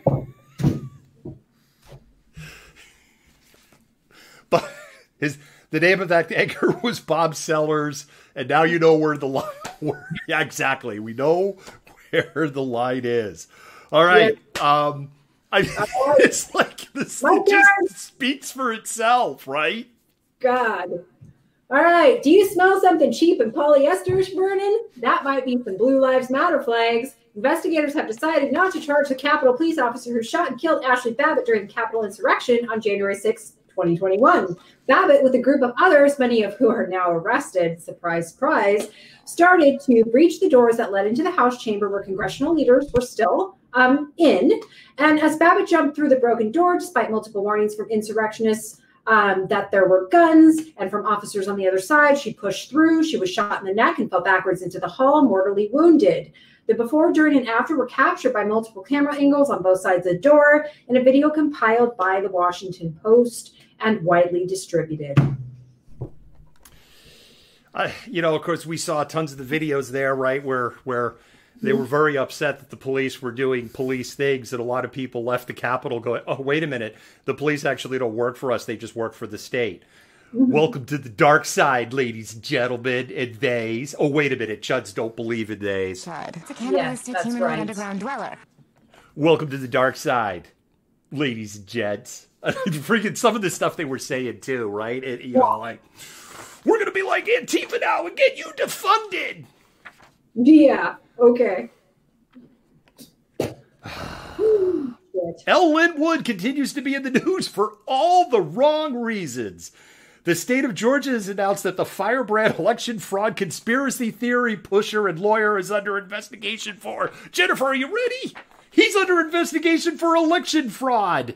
In December, Ellen Wood, in correspondence with the WSB Atlanta TV reporter Justin Gray, indicated he had purchased a residence in South Carolina in April and had changed his legal residence to that state. That would mean if he voted in Georgia's election in November, he was violating the very laws he's accusing others with no evidence of violation in the case of the others. When Ellen Wood was asked about the investigation and if he voted not just in November but also in the January Senate runoff races in Georgia, he had no comment, but he did say he didn't change his legal residence until February 1st. How convenient. Well, there's that election fraud they've been looking for. Yeah. Hallelujah! Oh, boy. Holy shit! Oh, this one's good. All right. It's almost a page. There's so much to unpack. Because she's crazy. Supreme Court Justice's wife, Virginia Ginny Thomas, apologized to Justice Thomas's law clerks for her comments leading up to and after the insurrection. It was reported that Ginny Thomas is under FBI investigation, go figure, she's nuts, and was one of the first people interviewed by agents in the days after the insurrection. Thomas wrote multiple posts on Facebook in support of the events on January 6th. She then wrote a single comment on one post stated they were written before the insurrection, then removed the posts.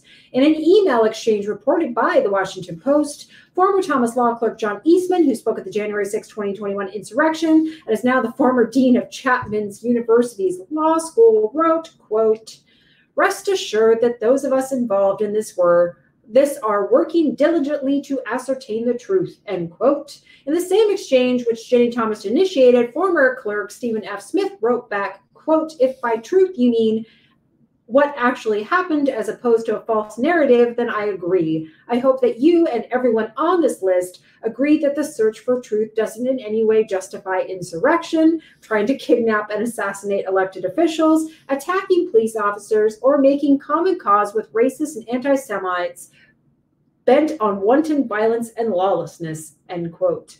The exchange shines a light in a concerning set of communications at highest levels of the judicial why is that a hard word to say? Judicial branch of the government. It sure does. Ginny's ties to far-right organizations, and I stress far-right, not domestic terrorist organizations, but far-right organizations are well-documented and run very, very deep. And I seem to recall, if I get it wrong, Malcontents, go ahead and roast me in the comments, Turning Point USA, that she has previously been very heavily involved with Turning Point USA, but backed away from that, I believe, in 2019. Yep. Okay, Parler CEO, or we can say now former CEO, was fired by the board of directors with no notice and no severance. John Matsey said he was given no reason for the firing and went on a few days later to accuse the board of trying to silence and censor him. Matsey claims he urged the board for stronger moderation and they pushed back, which is completely contrary, Jennifer, to what he was saying prior. Matsey also claimed this site would be up and running again by the end of January. It'll be a week and a few hours past January. His site's not up and running, and the board's making it sound like it's not going to be up and running anytime soon. I'm sure John will find another job in the Trump organization or something like that. But John, a little advice, get your paychecks up front, buddy. Get them up front. Yes, absolutely. All right. Secretary of Defense Lloyd Austin, the first Black Secretary of Defense in the United States history, has ordered a full military stand down over the next 60 days to tackle white nationalism and anti-government extremism in the ranks. Unlike the nation's 17,000 police forces that have autonomy, the military command and control structure makes it easier to identify problems and move order through the ranks. No details of what the stand down will look like or how issues will be addressed have been made, but at least they're freaking doing something. Nathan, thank you so much for commenting on our high production value. We really appreciate it. We're actually broadcasting on 5 channels, and Sometimes on a channel, there's 5 people watching, and there's literally 1,000 people watching on another channel. But we do appreciate the comment on the production value. And on the subject of production value, when Seattle police want to make national news, they go all in. In a move that makes Joey Wiesner look like a member of the deep state, a 6th Seattle police officer is under investigation for potential involvement in the insurrection. The latest officer under investigation came forward on their own, but there is no information on what prompted them to come forward on their own at such a late date. They're under OPA investigation. Joey, in a live stream made just a couple of days after the insurrection, or maybe even like on the, I can't quite remember like when it was, but it was just a couple of days after, misspoke and said that 6 were under investigation when there was 2. He actually wrote an apology that night because Joey follows the same ethos and standards that we do of like truth and accuracy is really important to the world. And, you know, Joey, we don't know. Looks like you had the inside track on the story, and we totally love you for it, man. Wow. 6. That's a lot more than 2. I wonder how many we're going to end up with. Jennifer, by the way, you were also called rich. You're a rich white person. Congratulations. I am? Because the production value is so high. I'm a rich white person? Yes. Yeah. You should tell that to my parents or my children or the people that pay my bills or the 3 jobs I work or whatever. But good on you, pal, for thinking I'm rich.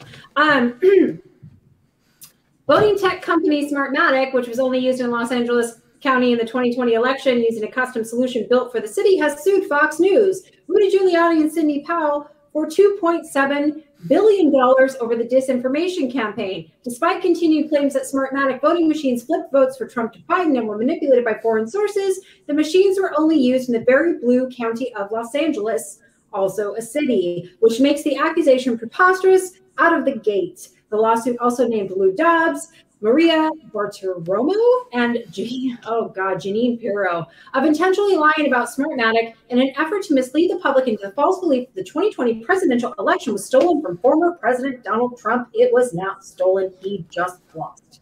And continuing on that story, Lou Dobbs, the top-rated host on Fox Business, which isn't on the subject of only 7 people watching on YouTube.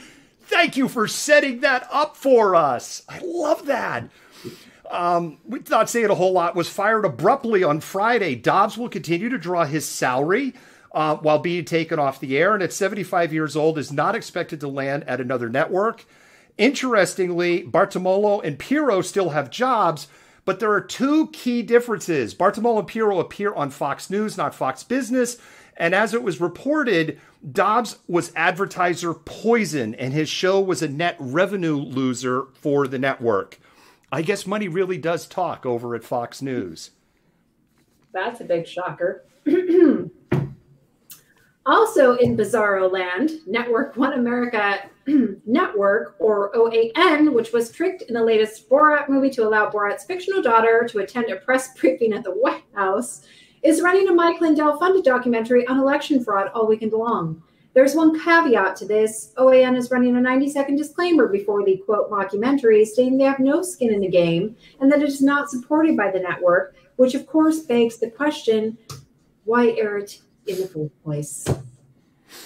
Because it's one of those things, not it, but we aired it. So we get to keep the big lie going. Goebbels... Yeah. Goebbels is smiling in hell at all of this. Oh, totally. Yeah. I've had no idea of this thing called social media, but I like it very much. Yes. Video has emerged from January 6th of Roger Stone, just hours before the insurrection started, flanked by members of the Oath Keepers outside a Washington, D.C. hotel. Stone is deeply involved with the Proud Boys. He's a former Trump ally and a supporter of the big lie, as we just talked about. Stone vehemently denies any involvement in the insurrection and says he never left the hotel room on January 6th, other than for his photo op for the Oath Keeper bodyguards. Members of the Oath Keepers are known to act essentially as his private security firm.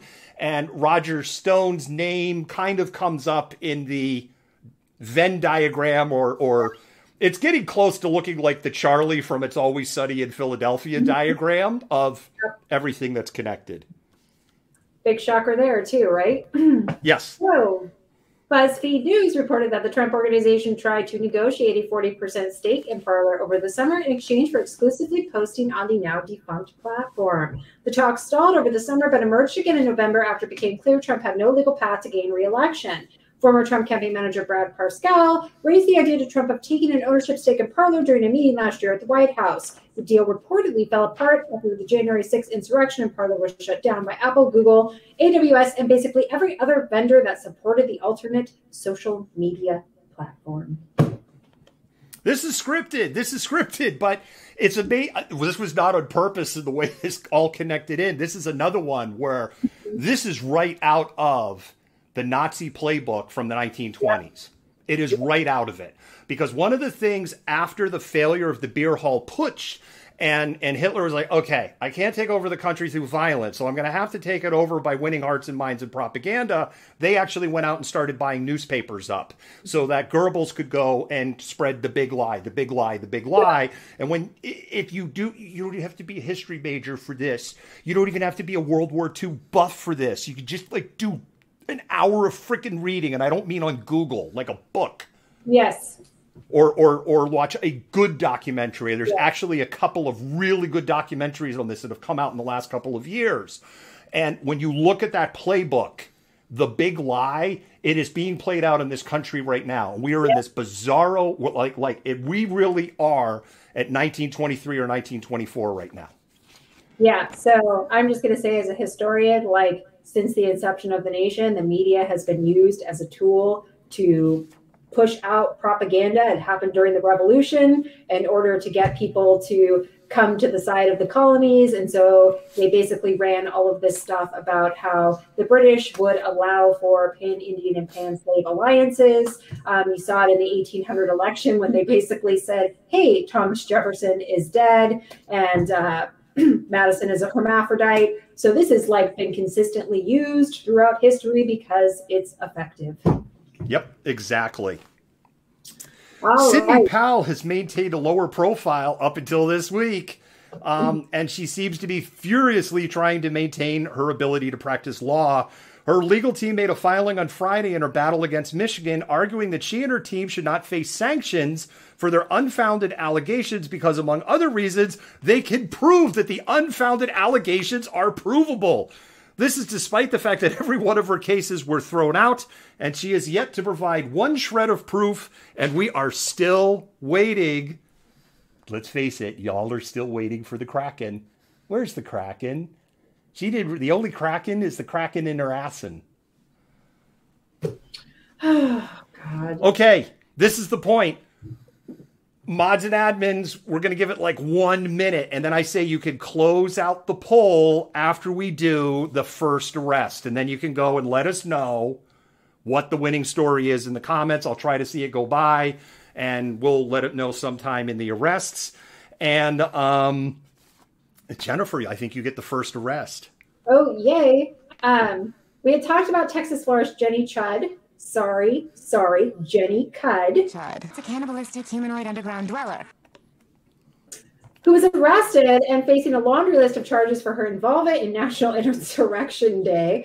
Ms. Cud went before a judge asking permission to leave the country to go on a prepaid Mexico pro-business retreat with her employees. Cud isn't allowed into Washington, D.C. due to her actions and can't leave the state of Texas. The Trump-appointed judge, Trevor McFadden, a member of the Federalist Society, God help me, who is overseeing her case, he gave her permission to go on a heinous display of white privilege. Excuse me while I choke down the vomit that's coming up into the back of my mouth. Oh, it's so friggin' gross. Mexico, you can keep her. Please. We want to trade her for 10 hardworking individuals who would like some good opportunity in this country, and you can keep her. And she could have her florist business there. Yeah. Please?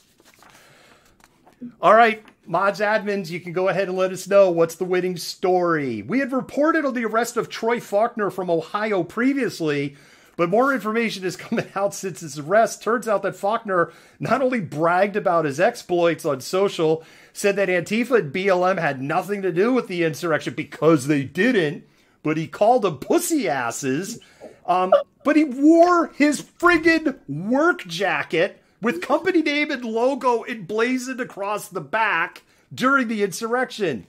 This is how you know Antifa wasn't behind it, because even the dumbest protester among insurrectionary anarchists isn't this feckin' stupid. Oh, damn, Troy. Damn. Okay. Ethan Norton, a.k.a. Rufio Panman of Washington State and Proud Boy, who was filmed getting pepper sprayed in the face at Back the Blue Spog rally, was arrested for his involvement in the January 6, 2021 insurrection. Norton led the Proud Boys to the Capitol in what appears to be a planned assault and led a group that moved on the pedestrian barricades that were barely defended by the Capitol officers. In the video captured of that incident, one female officer appears to be badly injured by the group. Nate Gowdy, local photographer, talked to Malcontent News about his conversation with Norton on January 6th. In our interview with us, and I believe normally the Proud Boys wear they have their trademark black polos with white trim. There is not one of those to be seen on January 6th, and the Proud Boys had telegraphed their intentions ahead of time, saying they had planned to be incognito, even wearing black and trying to mimic the black look of Black Bloc.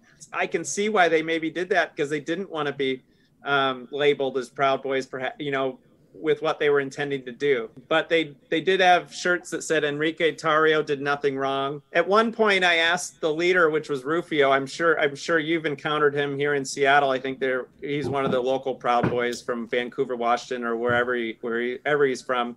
He was leading them in Enrique's absence, and I asked him, you know, is there a quote? I took your photo. You know, is there something you want to say, you know, for words to put with the photo, pair with the photo? And he said all he wanted to say was back the yellow. Gross.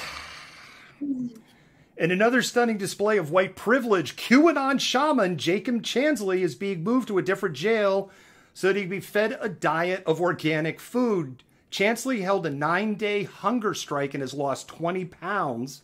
Dude's committed, but before the court gave in to his whim, Judge Joyce Lambert, who made the decision, is a Reagan appointee who has been on the bench since 1987. It is worth noting that Lambert's landmark cases have all leaned towards liberal causes. Most notably, he ordered the 6,000-page CIA torture report that Dianne Feinstein ordered created not to be destroyed.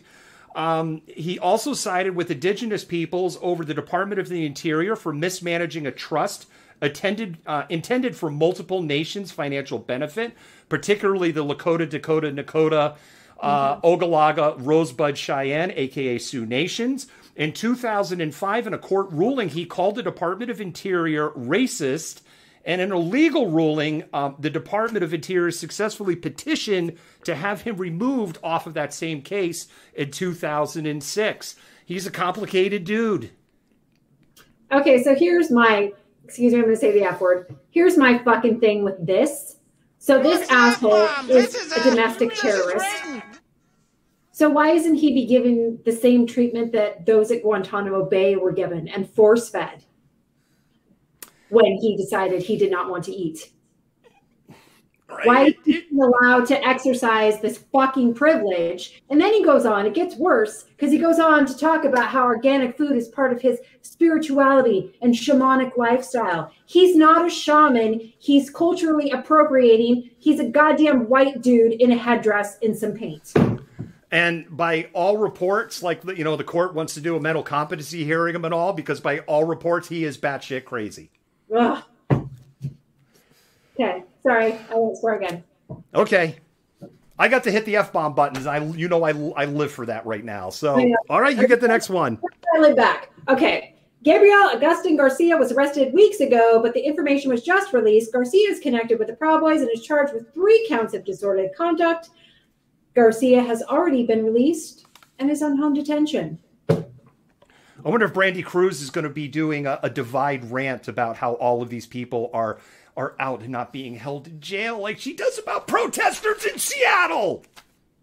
Yeah, right. God, Brandy. Cannibalistic humanoid underground dwellers. Jeffrey Grace of Washington State was arrested at his home and charged with one criminal count for his insurrection participation. An informant tipped off the FBI. Grace claims he went with his son on January 6th, Jennifer, you're going to love this, on a sightseeing tour of the city. He got separated and found himself following a crowd into the rotunda at the Capitol. He then said he tried to pick up some items that had been knocked over and then decided to leave. Grace was pictured as the man behind the other man who is walking off with Nancy Pelosi's podium. Talk about being at the wrong place at the wrong time for your Capitol tour. I wonder if Lauren Boebert was actually showing him around at the time. Oh, Lauren. You know how I just love her. Love her. All right. Zachary Jordan Allam, who was the man who smashed the door that Ashley Babbitt jumped through, was arrested after a family member tipped off the FBI. Allam hails from Pennsylvania and was seen in multiple videos wearing a fur hat over what appears to be a red mega baseball cap that pokes out and a Proud Boys style t-shirt. Allam was filmed screaming, quote, "Fuck the blue." This is written. Before reaching the door to the speaker's lobby, the final point before the House chamber itself.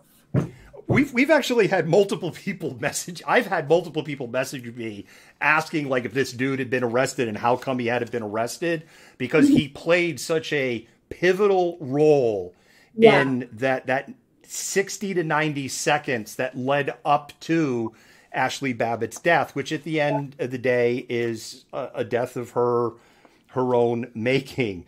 Yeah. Oh, I was hoping you would get this. I'm going to give this one to you.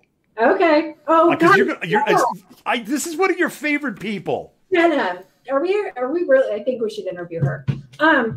Jenna Ryan of Texas, my favorite Tinder girl.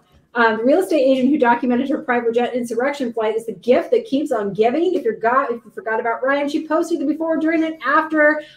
Would talk to anyone who asked and said she deserved a pardon from then President Trump, which she never got. I'm so excited about this, I can't even talk. Well, it turns out that Jason Lee Hyland and Catherine Schwab, who were on the plane with Ryan, are now both arrested. Ryan stated that she went on the private plane trip in hopes of hooking up with a cute guy, but that he picked someone else. Womp womp. Well, I don't think it's a big game of connect the dots to figure out the cute guy was Hyland and the other woman was Schwab. Hyland claims he didn't want to go into the Capitol, but was funneled in. It's funny how you just all are there and accidentally get in the Capitol taking shit.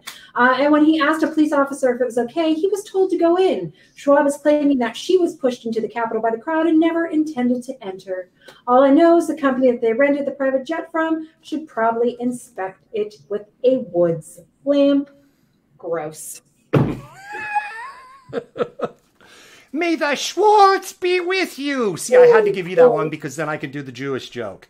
Okay. Peter Schwartz, may the Schwartz be with you, of Pennsylvania, was arrested for bear macing police officers during the insurrection. The FBI got a tip. It's amazing how this is working. Who was then identified by an Owensboro, Pennsylvania police officer, because it turns out that Schwartz, may the Schwartz be with you, is really well known by the police department, as he is a halfway house resident in Owensboro on 2 years of parole. Not only is he now facing 4 charges, including 3 felonies, he has 3 outstanding criminal cases in Pennsylvania, including a threat to kill a woman in 2019. I have a feeling that Mr. Schwartz isn't going to be seeing too much of the light of day for a long time. No. These names. William Mary Jr. of Missouri was arrested after he outed himself on social media. Pictures appeared of the maskless Mary. Sounds like a really bad, superhero. Anti-superhero. Maskless Mary holding part of the Speaker Pelosi's nameplate while in the Capitol. Several people reported him to the FBI because, of course, Mary, through his lawyer, said he hopes, quote, one day being able to get past this. It's like that editorial cartoon with Guy Fawkes that we had put up on the site earlier this week, right?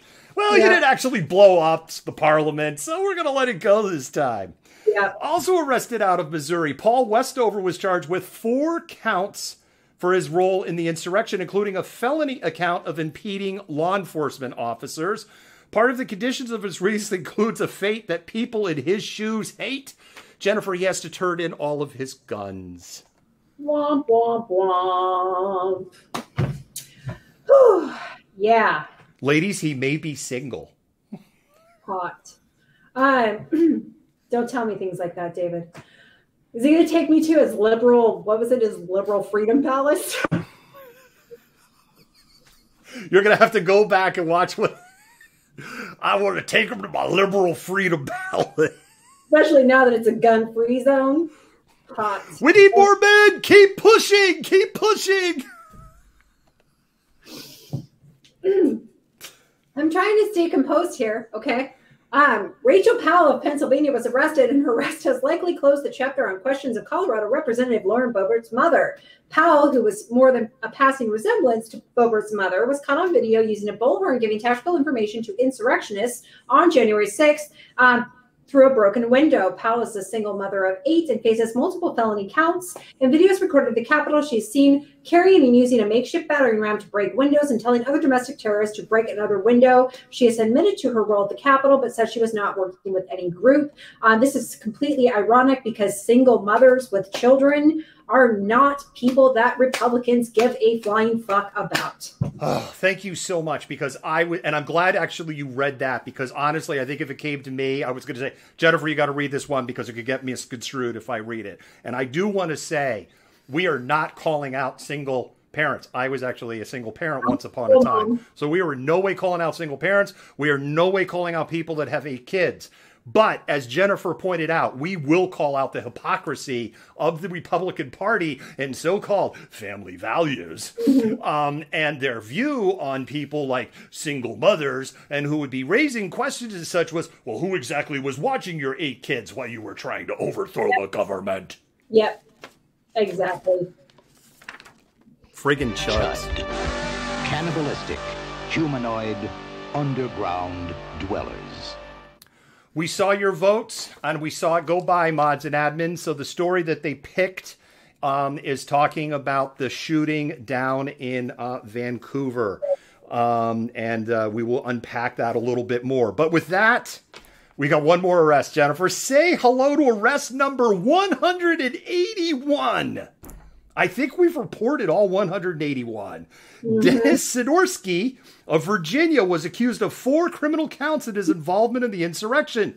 Sidorsky is probably best known of a picture taken of him taking a selfie of himself, because of course, in the Capitol wearing a sweatshirt with no mask on, by the way, with the words, American supremacist.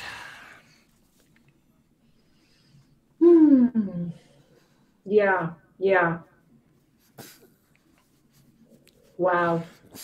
One thing that's jumped out at me is, because we've been doing these arrests, we've been reading off all of, the states and all, and it's logical, Maryland, Pennsylvania, Virginia, West Virginia, right? Because that's you get in your car and drive. But you don't hear a lot like Nebraska, South Dakota, right? Or, even Idaho. You don't, there was like the 1 or 2 in Idaho right out of the gate. It's interesting to me, because you think of these as these deeply red states. Yes. And yet it doesn't seem like there was a whole lot of participation from those states. Yeah. Sorry, I was looking up an update on our shooting and my phone was going off. Yeah, I don't know. These people are getting, no. See, he's not totally deaf. Yoda is 17, y'all, so it's actually really impressive he could hear the squeaky pig. Yes, it is. What's that? Yes, it is. So just a reminder, that was our insurrection update, and Monday will probably be our last insurrection update, because we'll be moving to the impeachment trial, and then the story, we'll see what the fallout is. But Monday will probably be our last, and we'll continue to do arrests because we love the arrests. We love them. All right. So the story that they wanted us to unpack and talk about a little bit more is out of Hazadell and the second police shooting there in about 3 months. This is a tough one to unpack a little bit because there is like no information. Well, just looking up a little bit, he is still in critical condition, and there are 4 deputies on leave for the role in his shooting. Beyond that, there's not a lot. Of course, we talked about the outcome does not look promising. But I'm really curious to know how many people were there for that arrest, why 4 people are on leave. I really am. I think we just need to continue following this because there's something interesting going on here, and it's not. Yeah, because what usually happens in these situations, right? Well, we drag the suspect through the mud. We saw that with Peterson Jr. Right? The immediate, he's drug and he had a prior criminal record, and we're not hearing that with him. 30 years old. And if there was something, the chuds would already be screaming this from the rooftop about, and like, street executions aren't legal in the United States. There's this document called the Constitution that you pretend to say that you like. That's why you supported the insurrection, because the Constitution says we could do it. Yeah, well, the Constitution's also very clear on things like street frickin' executions. And they're not legal in this country. So, but there's nothing, right? There's no eyewitnesses. There's people who heard it. There's one individual I know was quoted who was basically saying they're in their house, they heard a gunshot, they heard a crash, they came out, there was a car that was crashed in the yard, and that's all they saw. And so they don't know anything. And the police have not come out at this point and said, as they did again with he pulled a gun on us and he did all of these things. And Jennifer, historically, when the police get real quiet on these things like this, because we're now 72 hours past, it's like we got to get our story straight before we come out with the story, because the story's not very straight. But amazing what we learned in Florida is try to hug a fellow officer against your will and you get your happy ass fired like that. Yeah, it's interesting. And so it looks like it was a routine traffic stop. And why were there 4 deputies at a routine traffic stop?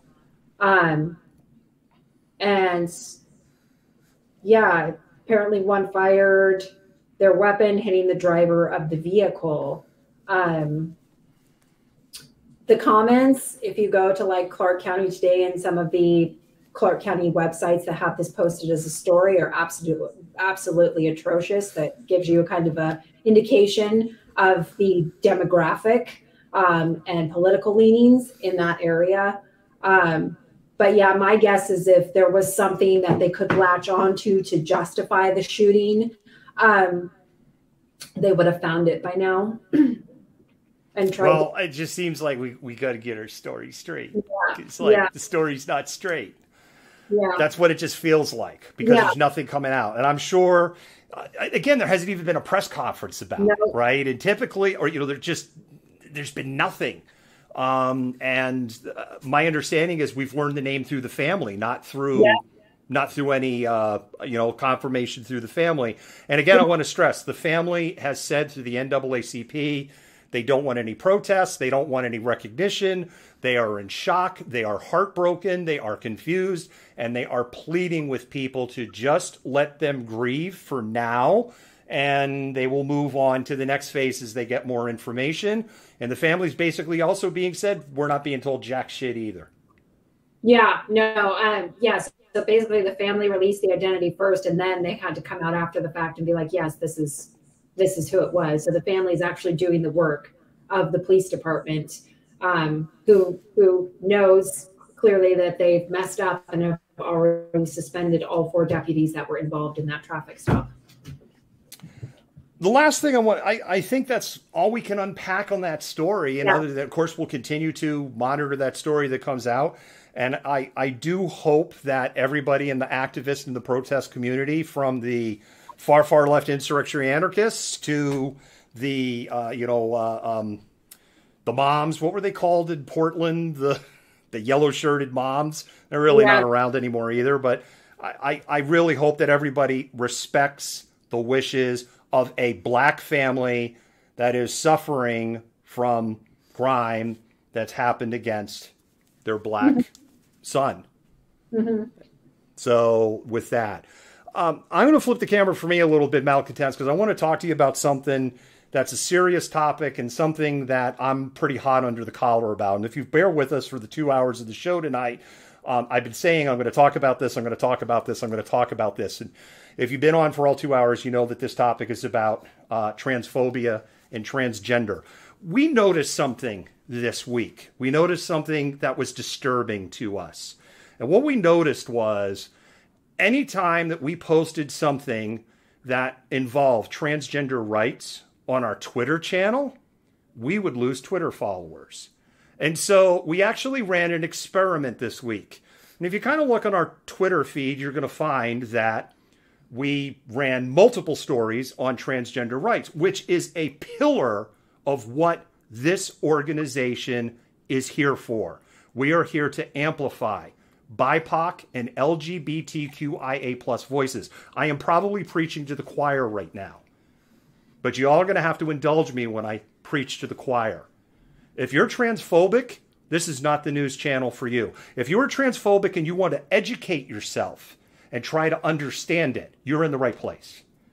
But if you're transphobic and every time we talk about it, you're rolling your eyes or you're just like, oh my God, here he goes again, we don't want you. We're not clout chasers. That's not what we're here for at all. We have trans people on our staff, people that I respect, people that do amazing work for this organization. And our trans staffer had an icon made for them and has had to endure unspeakable comments that they are so used to at this point that it just rolls off their back. But they shouldn't. And a slap in the face to them is a slap to all of us. Every single staffer that works at Malcontent News, we're all volunteers. And for everyone who is a malcontent and believes in these values, it shouldn't matter on gender identification how somebody identifies. It shouldn't matter what is in somebody's pants or under their skirt. It certainly shouldn't matter what consenting adults do among consenting adults and how they want to behave and how they want to explore their sexuality, as long as it is consensual. And yet apparently for some of you, it is an issue. I'm frustrated. I'm frustrated as the gray-haired Jewish white guy from the burbs whose first introduction to gay culture was the movie Airplane and Johnny in the Tower. Like literally my first introduction to, well, that guy's really funny, but he has a funny kind of voice and he's acting kind of in feminine behavior. What's up with that? My second introduction to gay culture was my mother talking about her gay hairdresser. Why am I I don't understand. Why am I the one up here? Why is this my job? And I've talked about transphobia among the protest community, and I've witnessed it firsthand, and I've dealt with it firsthand. Enough. The trans community has the shortest lifespan of any community in the United States, even shorter than a Native American that lives on the Pine Ridge Indian Reservation. A trans black person has an average life expectancy under 40 years. If you're out in the street chanting, Black trans lives matter, those words better not pass your lips if you don't mean it. And this doesn't just apply to men, because there was an ugly incident that happened in New York City this week where women were putting up anti-trans pink stickers up, and they were confronted. And you know what? When they were confronted by somebody in the trans community, they called them misogynist, which is like quasi playing the racist card in the backwards direction to make it go away. If you're a woman and you're threatened by the trans community because I don't know why, and maybe I don't understand it because I'm a man, you got to be kidding me. I'm frustrated and I'm heartbroken because this is our community. The enemy is in our house. That's strong words. But the enemy's in our house. If I wake up tomorrow and we've lost 500 followers over this, I don't give a fuck. I don't want you following us. This is written. This is written. If you want to educate yourself, if you want to explore, if you want to be, if you can look in the mirror tonight and go, you know what? It does. It bothers me and I don't understand why, but I'm willing to at least explore it. Stick around because we're going to keep talking about it. Whether you leave it, and I get it. I'm probably preaching to the choir, but I have a feeling, seeing how anytime we post this stuff, we see the numbers go right down. So I got a feeling I may be talking to a couple of people right now. And if you go, well, how do I know if he's talking about me? If I just pissed you off, then you know I'm talking about you. And that's it, because there's no room for it. And Renee, I love you, and I love the work that you do. You're amazing, Renee. See what you don't have to put up with, Yoda. Yoda wants to run for president if he's still alive in 2024. What he told me his platform is everybody has to sniff each other's butts to say hello. Everybody has to eat 7 times a day. You could pee on the floor anywhere that you want, and you get to sleep 16 hours. I take the sleeping 16 hours. The rest is questionable. All right, Malcontent. After that, and I got that off my chest, you got any questions for us? We could do a short little Q&A session. Also, mods, admins, if there's questions that went flying by that we didn't see, you can go ahead and let us know, hey, there were questions that went by and you didn't see them. And spam those hearts if you liked what I had to say. I see lots of hearts getting spammed in the feed, which is good. And again, I feel like I was probably preaching to the choir on a lot of that. So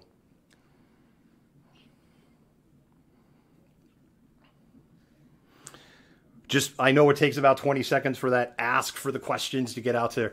Jennifer, my arms are so freaking tired. He's just... How much does he weigh?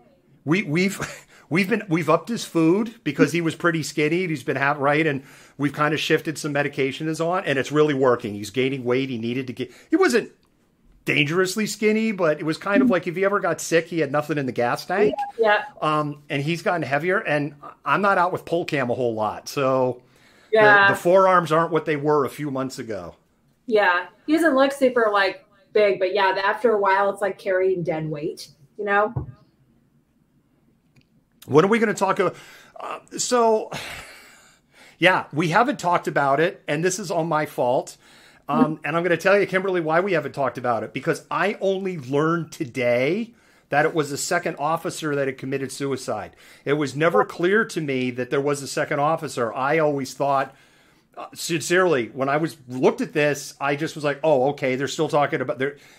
The story that I read made it read like they were confirming that the first officer that killed themselves had actually killed themselves. And I actually did not connect until about 3.5 hours ago that there was a second suicide of an officer related to the events that happened at the Capitol. And we will talk about it. And a matter of fact, Kimberly, we'll make a point to talk about it on Monday. We will put it in the insurrection update. Promise. Great question. I saw the headline on that, Dora. I don't know, Jennifer, I don't know if you know anything about this one. I didn't read the story, but I saw the headline. There was an individual who gained access to a plane at Andrews Air Force Base, which was, that's where Air Force One is. Well, and when we say Air Force One, technically any airplane that has the President of the United States in it gets the designation of Air Force One. So the President of the United States could be in a Civil Air Patrol Cessna 182, and the call sign for that Civil Air Patrol Cessna 182 would be Air Force One. Of course, if the President was in a Civil Air Patrol Cessna 182, something really friggin' messed up has happened. Yeah, I made a note on my whiteboard about those two stories so we can remember to follow up on them on Monday. I actually have a funny story about breaching security at Andrews Air Force Base. So when I was a little kid, my sister is retired Air Force. She was a pilot. Her first station was at Andrews. She flew T-39s. Think of a T-39 essentially as like a Lear jet. So she flew VIPs around the nation, and that was her first gig. And she brought the entire family down to the base at Andrews Air Force Base. And there is a fire station that is right there that is parked outside of the 747 Air Force One. And they lost track of me, and I was 11 at the time and just a curious little kid. And I just walked out onto the tarmac at Andrews Air Force Base in a beeline right to Air Force One. And my sister got a very, very stern talking to by some nice gentlemen with rifles about how, I don't belong on the tarmac and they need to keep a better eye on me. Oh, boy. True friggin' story. Wow. Was not a career-limiting move for my sister. Something you'll never forget. No, it's something I won't forget. It was a really freaking... I mean, come on, you're 11 years old. There's this big 747, and it's running. The engines are running, and there's literally like no one around. You're like, oh, cool. Look at this bigger. It's not like I walked right up to the wings or something, right? But I crossed. There's a line. I crossed the line, right? I was on the tarmac, and then I was told kind of afterwards I was probably 15 seconds from getting thrown on the ground. Oh boy. Courtney, I've always been a troublemaker, always. And I will always be a troublemaker. Any other questions? Info on the homeless sleeps in Olympia. Oh, good. Callie has an update on that. Thank you so much on that, Callie, for sharing that. It looks like, is that it, mods, for questions? Did we miss anything?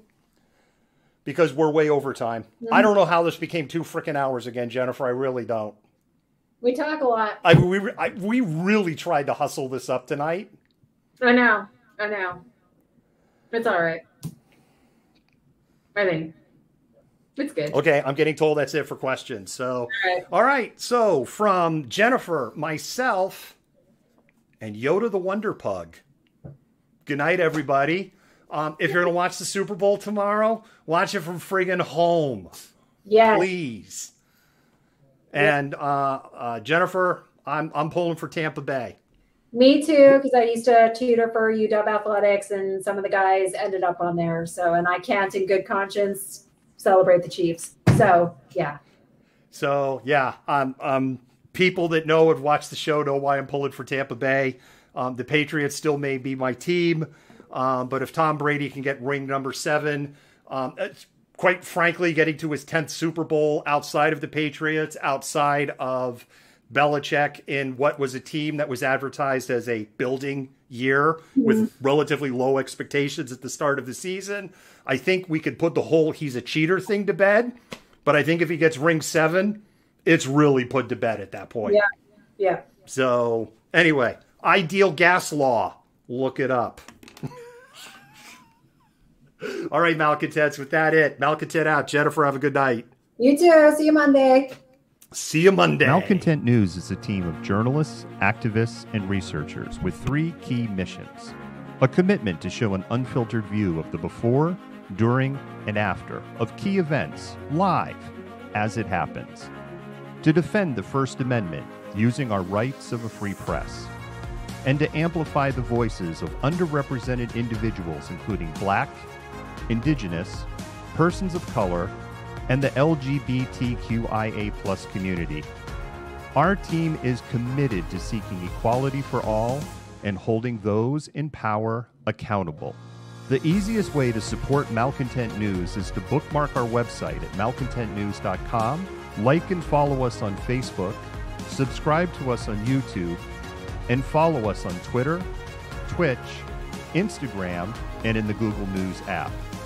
To provide financial support, you can become a patron, make a one-time donation through Venmo, or link your Twitch account to your Amazon Prime account and use your free subscription to subscribe to Malcontent News.